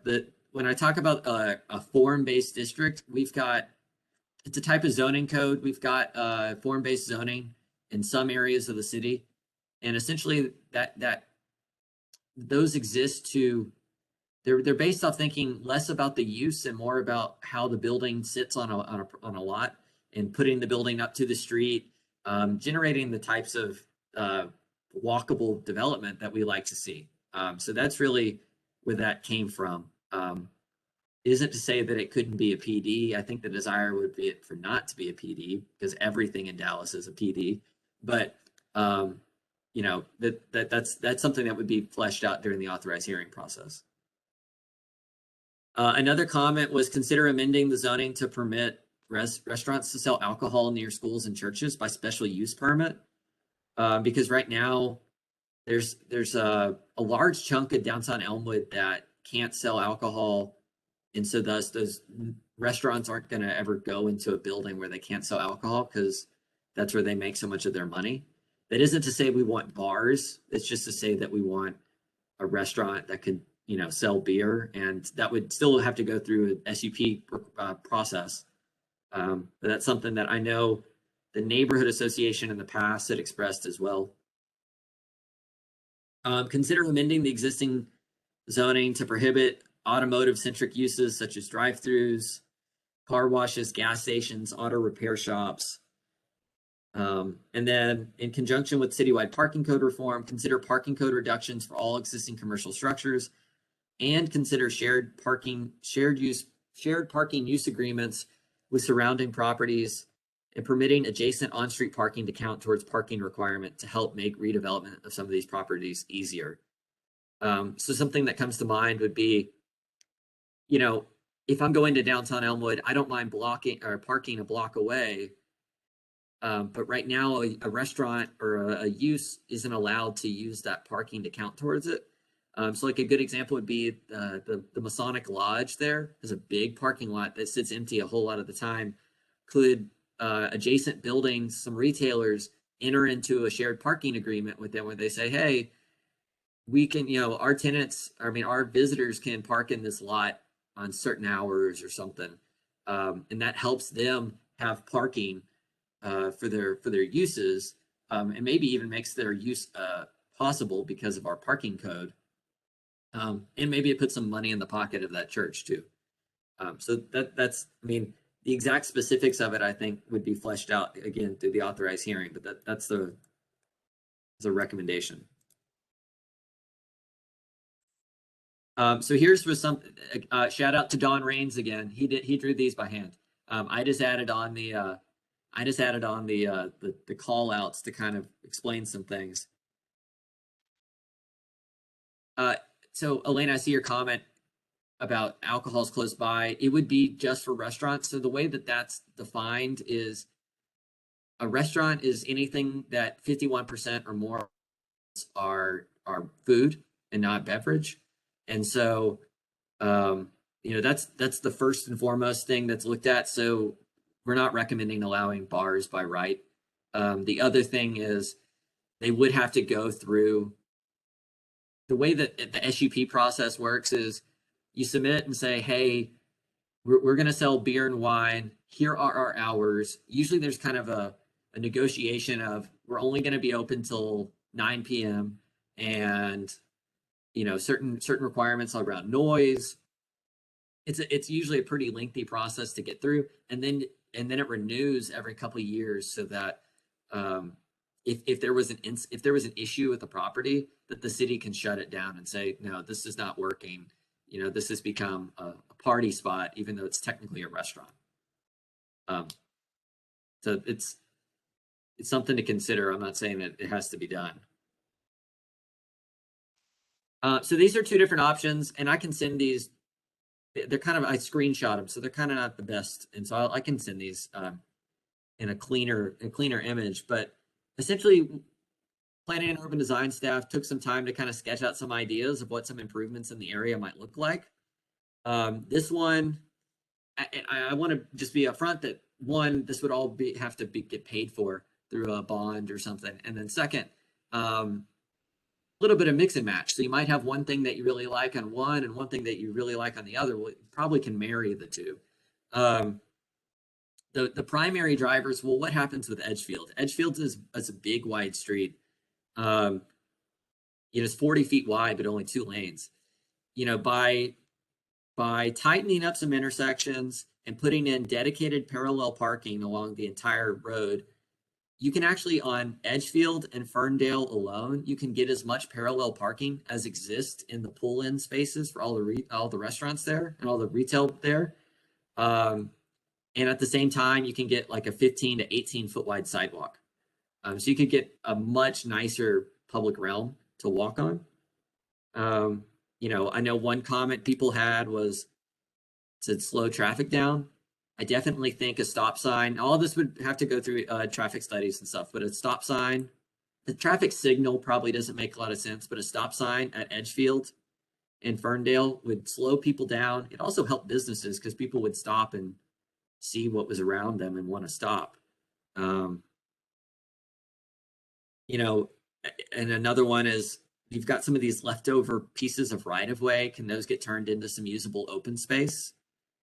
You know, up here as an example, or down here at Newport and Balboa. Over here on this one, again, all these are just ideas, really highly conceptual. But, you know, what if you close down Balboa between Edgefield up to, what street is that? I don't even remember, Berkeley, I think. If you closed it down so that people just had to drive an additional 200 feet and turn, you could expand Elm Wolf Dog Park and kind of connect it over to the school. So that was one, essentially kind of felt like one safe open space, even though obviously they'd be, you know, separated by a fence and stuff. So you could expand the dog park that way.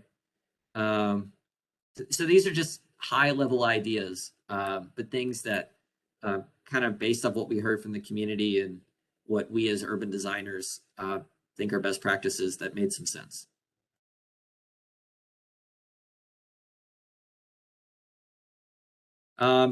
Okay, so parks and open space, the only recommendation really is to take advantage of the excess city right-of-way and adjacent private property to create a series of public plazas. There's a lot of opportunities on some of those triangles that I talked about to program some of those.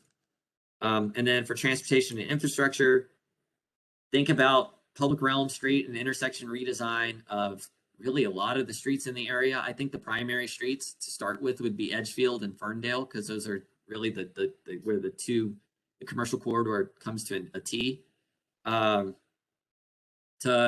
improve pedestrian safety, fix unsafe vehicular movements, improve property access, create green space. And then one other recommendation is to create a safe routes to school plan for Margaret Henderson. A lot of schools in West Oak Cliff, some schools in West Oak Cliff have already done this. There's a lot of schools in Dallas that have done it. Essentially, the city applies for a grant with the region. We get the money, and it helps install crosswalks and flashers and identify dangerous areas for children accessing school. We're recommending it for every elementary school in West Oak Cliff, but I just wanted to call this one out because it's specifically in the middle of downtown Elmwood. So that's it. So I don't want to go too fast. I want to kind of chat through these recommendations. Folks have any comments, questions?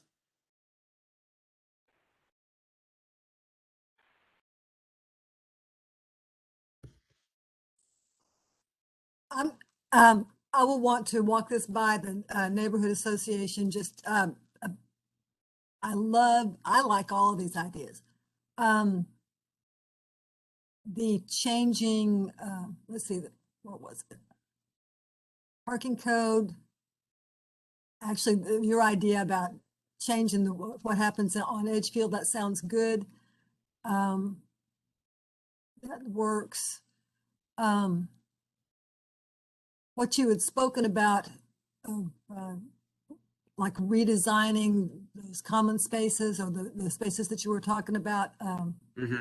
Yeah, that I'm going to have to look at it more closely, and I'm going to have to share it with my Elmwood peeps and see how everybody feels about that. But Sure, absolutely. Yeah. Do you know what's on I mean, we have like an authorized hearing thing. There were some improvements that I have not seen. So I don't know what it was proposed, 10, 15 years ago. But it's been that long. What do you mean specifically? I know the authorized hearing was filed 3 years ago, something like that. I've seen the recommendations that the neighborhood association had pulled together then. Yeah. So I use that as a guide as well for some of these recommendations. That's good. Could you pop that to me, please? Sure. Yeah. Because I don't have it, and I don't know that there's a new president, and I don't know if she has it. Sure. Yeah. Happy to. Okay. Yes. Overall, I like it. Great. Any other comments or questions? I might have missed a hand. No, no hands.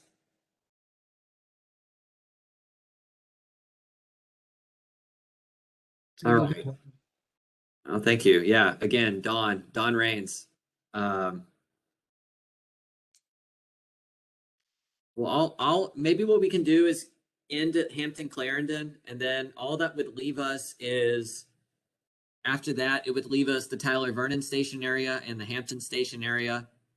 So maybe at like one last task force meeting, we could get through those, kind of wrap up everything and get us to a place where we feel comfortable taking a draft of this out to the public.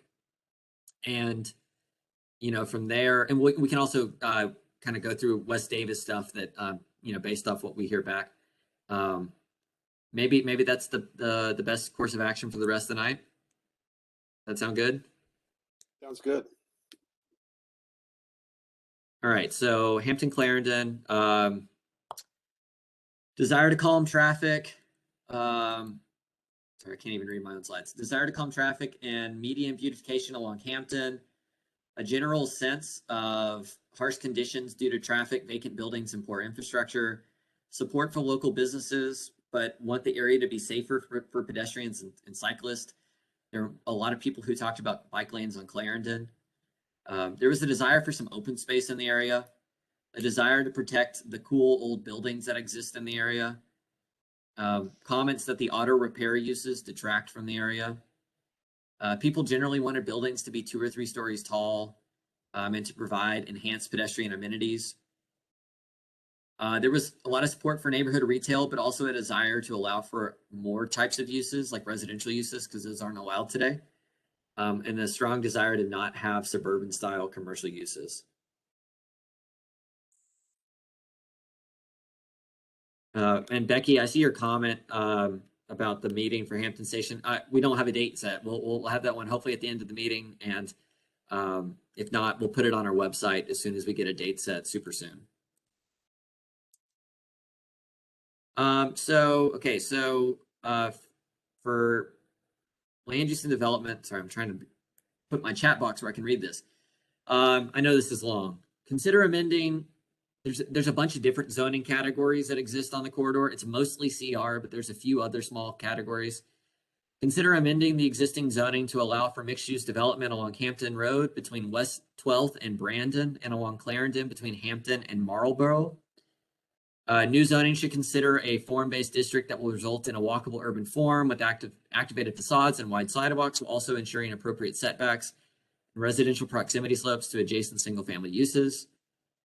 Development should be no taller than 54 feet, which is allowed by current zoning.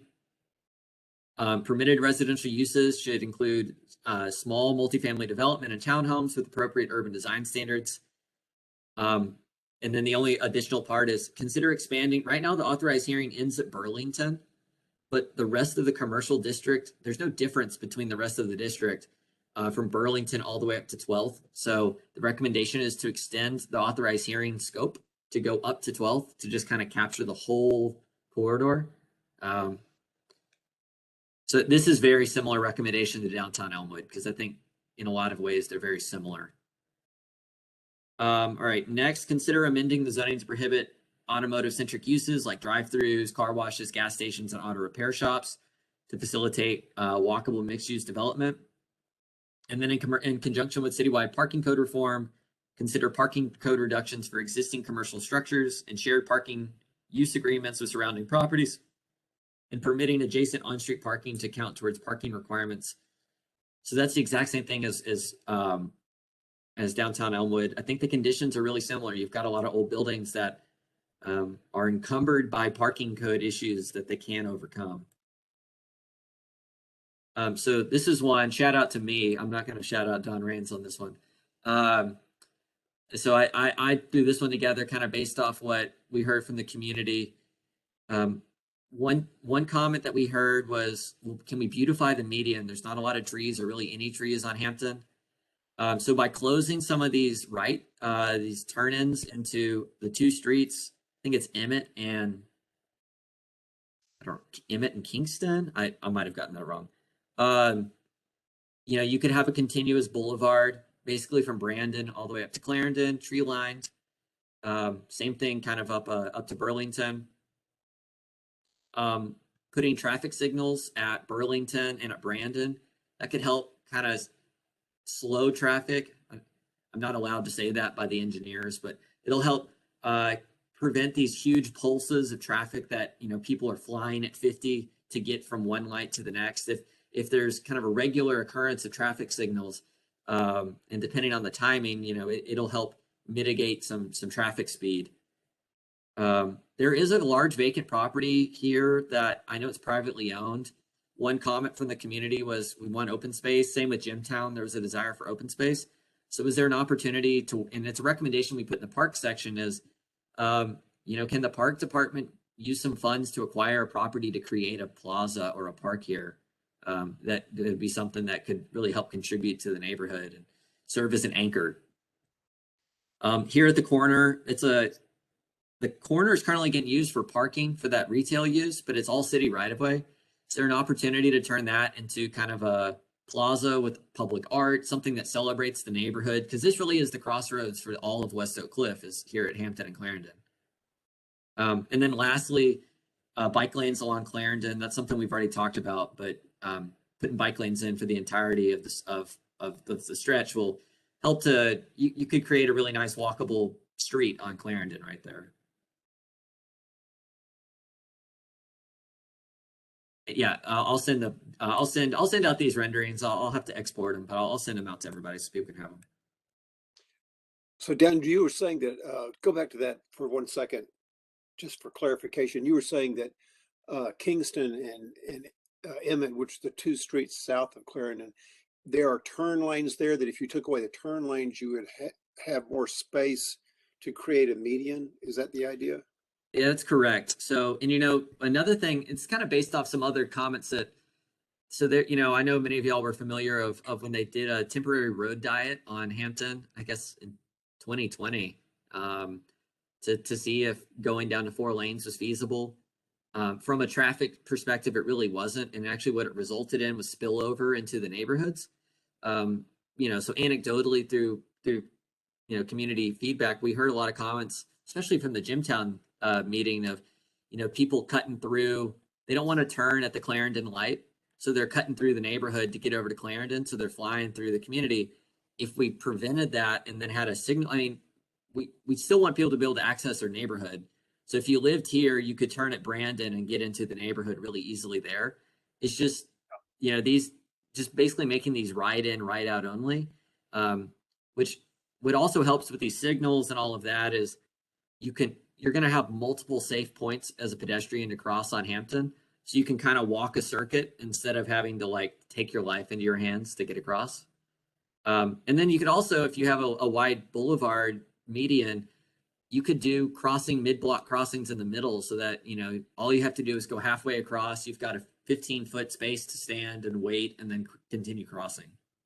That's another opportunity as well. Good. Is there any room for, I can't remember, think of the street width. Is there any room for parallel parking anywhere in this? Not on Hampton, but on Clarendon, yes. So just an observation. I don't necessarily have an opinion on it right now without looking at it, but I know Greg's gone. Is just when you create that boulevard median, that commercial properties tend to consider it like a economic hit because because basically you force people to have to turn or make a U-turn to get into their property across the street. I don't know if that's necessarily significant here. It's just a factor. So parallel parking basically gives people the convenient wayfinding of parking on one side of the street when they see a property and then crossing the street themselves, which seems to give people more parking options. Or in another case where you have an alley running behind commercial properties so that they are not necessarily having to make a U-turn, but they have a second option after they've made their left turn for where they're going to park. So those are some typical assets that help properties when you can't make an easy left turn over into a commercial property. Yeah, that's a good point. Something I hadn't really thought about. One of our comments that we are going to recommend in the infrastructure section is consider bus lanes in the future. That's something that obviously that would be the outside lane of a 6-lane street. Thank you very much, Councilmember West, for being here. I just wanted to acknowledge that. Putting on-street parking on a thoroughfare, right? The right-of-way is 100 feet. It's a 10-foot sidewalk, a 30-foot road section, a 15-foot median, a 30-foot road section, and a 10-foot sidewalk. That's essentially the cross section. Knowing that a road diet, unfortunately, is not going to be something that our engineers can support at this time. Parallel parking on Hampton, is going to be tough. I think thinking about parallel parking on the side streets might be helpful, though. How does? Well, and then you also have between on the northern block west side of Hampton, north of Clarendon, you have that alley to where Yep. commercial properties can leverage that rear entry, which makes it easier for people making a left turn. And then some of the properties further south of Clarendon, west of Hampton, those are the ones that, well, at least it looks like it might only be it might only be 2 blocks actually. It's just whether it's clear that people feel like they know where to park once they've already passed the property they want to go to. Yeah, that's a good point. Definitely Or- can get on-street parking on Clarendon, which I think will help. Right now it's happening kind of informally, but Actually, I correct it. It's not actually terribly important for the area plan or the planners to necessarily predict this. It's whether the final solution is something that property owners feel like they're still getting the eyes on the curb appeal and eyes on the street that they desire from the properties. That's really the more important factor. yeah. Paul, I see you have your hand up, but that might have been from old. I don't know. No, it's new. So I saw in the recommendations you were saying, I guess the height would be limited to 54 feet, same as today, correct? Correct. So it's kind of a similar issue. So because the corridor is so thin and it's surrounded by single family that has, magical RPS, residential proximity slope, you can't really achieve 54 feet. So to achieve 54 feet, you need to be on a flat level surface. And that's another thing, Cliff, is you need to be 162 feet away. Well, most of these lots are only, considering 150. Hampton, they're like 120 to 150 at most. Yeah. So you can't really deliver it. And I guess this is up to the neighborhoods. From an economic standpoint, I think you probably need to make it a little easier to build I really strongly believe you're going to need to make it a little easier to build a third, but probably not on the back half, but on the front half, a little easier to get a 4th floor. And I think you only really need like 48 feet, 48, 46 feet, maybe some kind of softening of that RPS. Because if I looked at this today, I don't really see buildings that I can say, yeah, this future plan would override the existing use. And if it doesn't override the existing use, then you'll have a plan and a zoning change, and then nothing will actually change because the economics of what's there today will continue to win out. Does that make sense? Yeah. No, I think that makes a lot of sense. I mean, I definitely think allowing 3 stories by right without RPS is something to consider. I mean, I'm going to default to the neighborhoods on that. 4 Yeah. stories may get a little. It's a little tricky, but I'm saying like on that front, I'd say like the front 40, 50 feet of the front, like the 40 or 50 feet closest to Hampton. Yeah, Did I mean, very few people wanted that tall. A lot of people said 3 stories was fine. Okay, yeah, because I figured leaving it so at 3. And are the parking requirements reduced? Are there We're any special? recommending parking reductions. Yeah, Okay, you are or you are not we are. Well, for existing structures. for existing structures? Okay, so that'll help maintain the existing ones. And then for the stuff that's kind of, yeah, I think 3 would probably work. I know, like I said, I think the 4 would, if depending on what the neighborhoods want, allowing. I don't know. You might be able to. I think you can do 3. I'm kind of torn between 3 and 4. But the premise is just basically, if you want your new uses or your new area plan to actually take effect, you're going to need some adjustment just because of that, how thin the corridor is. Caitlin, I see. Yeah, Paul, this is Caitlin. I'm in Sunset Hill, so I'm on the northeast corner of this area. So I just want to make sure I have this right. I totally understand the residential proximity slope would currently prohibit any of these buildings from being 4 stories. Does it allow for 3 stories as it is? Probably not. Probably not. So that would be Well, kind of. So present day lets you can always do 26 feet. If I'm looking at this, if you're looking at it from a commercial use, they need higher ceilings in residential. If I'm using examples, take one of these parcels here and I wanted to build townhomes, right? I can fit townhomes, typical townhomes on any of these lots. But I don't think townhomes will be quite enough to override the existing uses that you might not want there today. You probably need something a little bit denser. And to do that, I think you have to go beyond 26 feet. It might be something where, if you did something like even capping it where the RPS kicks in at 36 versus 26 would make a huge difference. I think, because to get to 36 feet without the RPS adjusting and assuming everything is flat, which is assuming a lot, you'd have to get almost 100 feet up. And if you keep in mind where Hampton is and the depth of these lots are 120 to 150 feet, that leaves you just 20 feet, between 20 and 50 feet of the property, assuming it was literally point blank on the sidewalk or on point at the right of the property line to get a third floor, which basically you need a two-story building to override the existing one-story buildings and still be considered of Dallas parking and stuff. Because even if the city doesn't require parking or reduces parking restrictions, the market and economics will still say you build parking. So then you say, all right, now to do a two-story building, then you got to do garage parking. That's a tough ask. So Okay. yeah, that's really all it boils down to. I hope that makes sense. Yeah, I think so.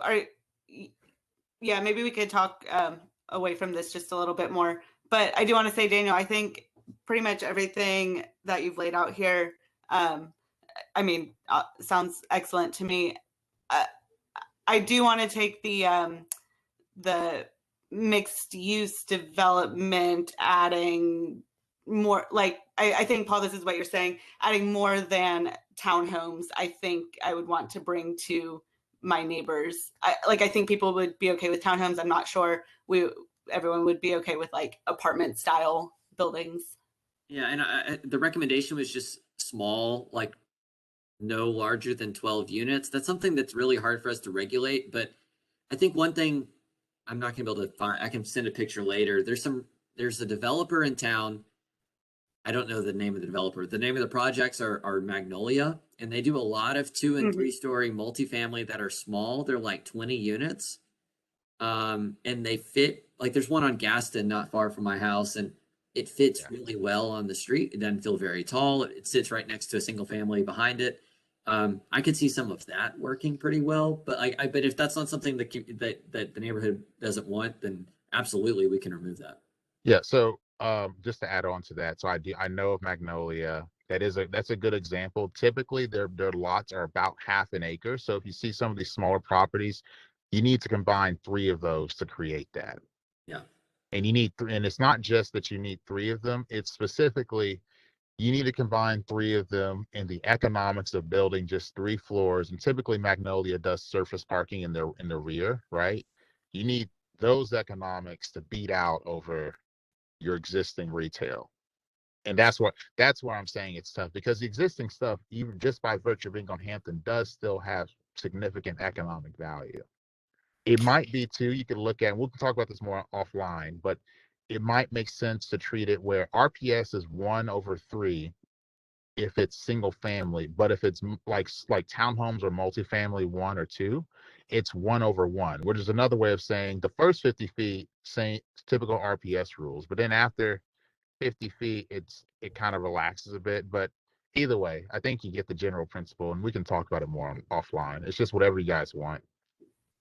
Okay, yeah, for sure. And honestly, I'm thinking more about Clarendon too, where there's like lots of empty buildings, and buildings that really need some help. But yeah, okay, awesome, thanks. Yeah, thank you. And I think that hopefully the parking code adjustments can help those empty buildings on Clarendon, because right now, yeah, for sure, don't have a lot of parking, and that's their problem. For sure, yeah, and I think at least my vision for the Clarendon stretch of this area is you know, it butts up right to all of these single family homes, and it would be ideal for all of these families to walk to these places. And so I think relaxing parking restrictions definitely makes sense. And they'll have bike lanes right there, so they can bike there Yeah. safely too. For sure, for sure. And to follow up with what Paul was talking about on the RPS, like, so if you have a like a 3-story community retail building where you've got, you know, 2 floors of maybe office or units above and a retail floor down below. I mean, you generally want about 14 feet floor to floor for that first floor, just so you've got enough flexible room above the ceiling for those uses need a lot more mechanical, or you want a lot of flexibility for tenants to change mechanical and change electrical. So they're a little bit higher floor to floor height. So in general, a 3-story building that could feel very modest in the neighborhood still probably needs at a minimum of like 42 feet after the parapet. You know, so when you start thinking about, you know, roof profiles and other things like that, then, you know, generally if 11 feet floor to floor on top of a 14-foot retail floor, you know, that's gonna keep you around like that 36-foot height for a 2-story, and then closer to 42 to 50 feet for a 3-story community mixed use building. And that's specifically for like more commercial. That's why you see these townhomes and residential, because residential heights, their requirements are much easier to work with. They're like 8 and 9 feet, which you can kind of, it's easier to bend that around RPS. Right. Yeah. And that's why it would be a shame to see the desire for neighborhood scale mixed use get trumped just by a height issue, you know, so whereas people want mixed use at you know, modest scale buildings that are mixed use, but then all they end up getting is townhomes because that's all that they can fit. Then that's not really the neighborhood getting what they want. Right. It's like 3/4 of townhomes will be worth more a lot of times, or 3/4 of apartments are worth more than 2 floors of office. It's just the math. Okay. Yeah, makes sense. Thanks for discussing that. So that's all I've got. Well, I guess, oh no, I went through that. One of them was to acquire land, work with the Parks Department to acquire some land to construct a plaza or park in this area. And then traffic calming on Hampton, which we've already talked about in the past. That's really it for that one. So I'm going to stop here. It's late. Unless there's other comments on Hampton Clarendon. But if not, we can just try to get our final meeting on the books before we try to get a draft plan out to the public. Hey, Daniel, can you back up one slide? Yeah. Thank I'm going you. to send all these slides out to everybody tomorrow morning too, just so that people have them. Totally. Just looking at point B, consider amending the zoning to prohibit automotive-centric uses, including drive-through restaurants, drive-through banks, car washes, gas stations, and auto repair shops, and legislate the type of walkable mixed-use development desired by the community. To me, this is kind of a similar story as what we just talked about on the West Davis corridor, where, you know, the community, or what you heard at the meeting, was they're okay with what's currently there, but you know, would also be okay with some changes. And it seems like more of a leap to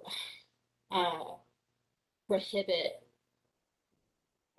like a pretty broad range of kind of businesses.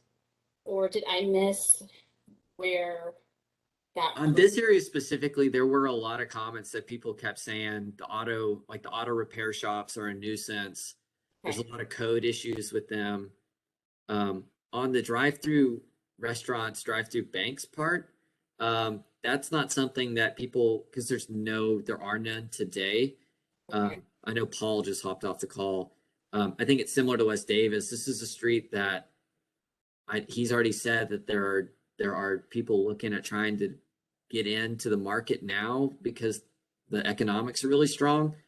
And we see it on Ross Avenue in East Dallas. That's all we have now on a street that is supposed to be, the zoning was set up to be walkable, and there's like apartments and stuff, and then all of a sudden the rest is just gas stations and drive-throughs. And so it's completely destroyed the ability for that street to be a nice street because of the land uses. And so through that and through folks in the meetings saying, nobody checking the box saying that they wanted these things, that's how we got to the recommendation. It seems extreme, although I don't know the solution, right? It's not like you can say cut the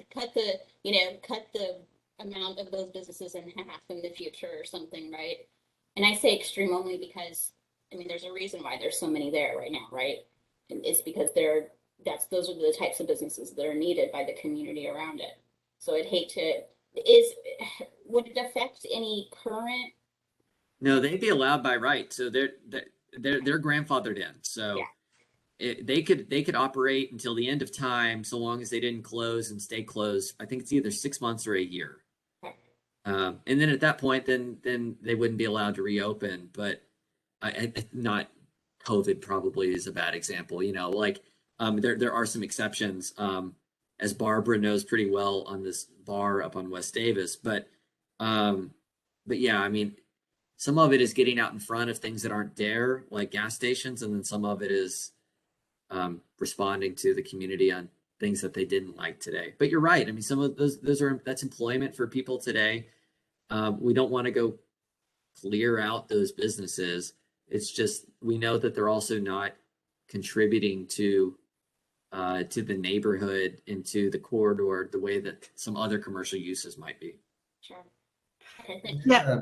I There's wanted to add Go. that I think that Clarendon feels a lot different than that stretch of Davis. Like we do have a lot of the auto repair shops like you were talking about, Liz, but we don't have any restaurants. Well, there's one or a couple. But certainly no drive-through restaurants, no drive-through banks or gas stations. And I think I'm almost positive that everyone would want to keep it that way, and then as reduce the auto shops as that became part of the natural course of time. But I do appreciate your diligence, Liz.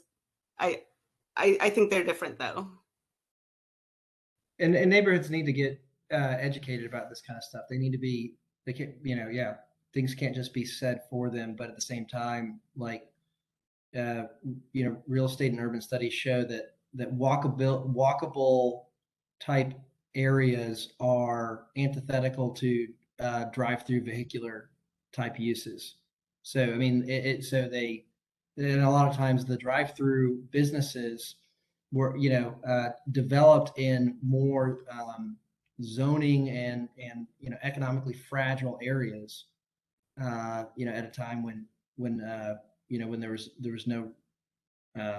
wasn't really much of a local culture there, and then or at least it didn't have the resiliency at the zoning table to be able to decide what it wanted at the time. Most of these drive-through businesses propagated its neighborhood.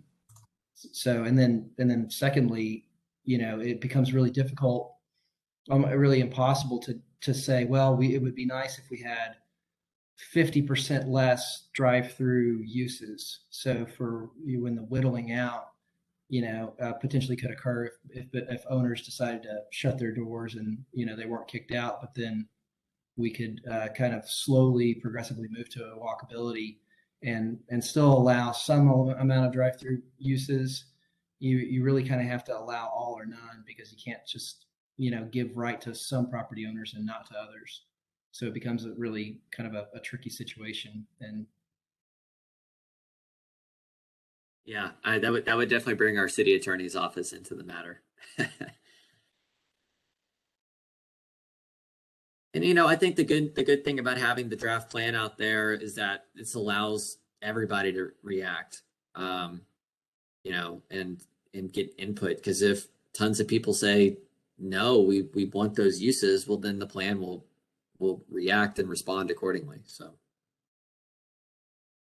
I know it's late. It's almost 8:30. I appreciate everybody's due diligence on staying on. Let's go ahead and try to get the last meeting on the calendar. How how about, I'm going through all this because we're not talking about it tonight. How about, I'm just looking 2 weeks out, is Tuesday, February 22nd. Does that work for everybody? How about Monday, the 21st? That's fine with me. I'm fine with Monday, the It's 21st. President's Day that day, I think. Oh, So. it's true. I'm off work that day. Oh, okay. Tuesday works for me.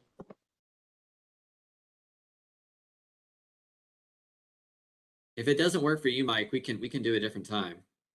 Is the 23rd, is Wednesday a good day for people? I've got a conflict on that day, unfortunately, but Okay, well, let's do it the 22nd then. I may have a conflict on the 22nd, but I may be able to get out of it. okay.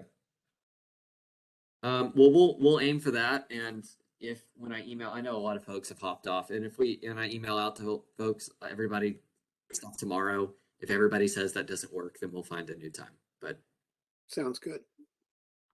all right, well, that's it for tonight. I really appreciate everybody's input, and I'll follow up with probably a longer than preferred email tomorrow morning. So, We appreciate all your work, Daniel. It's fantastic. thank you all. I'm gonna go ahead and stop recording.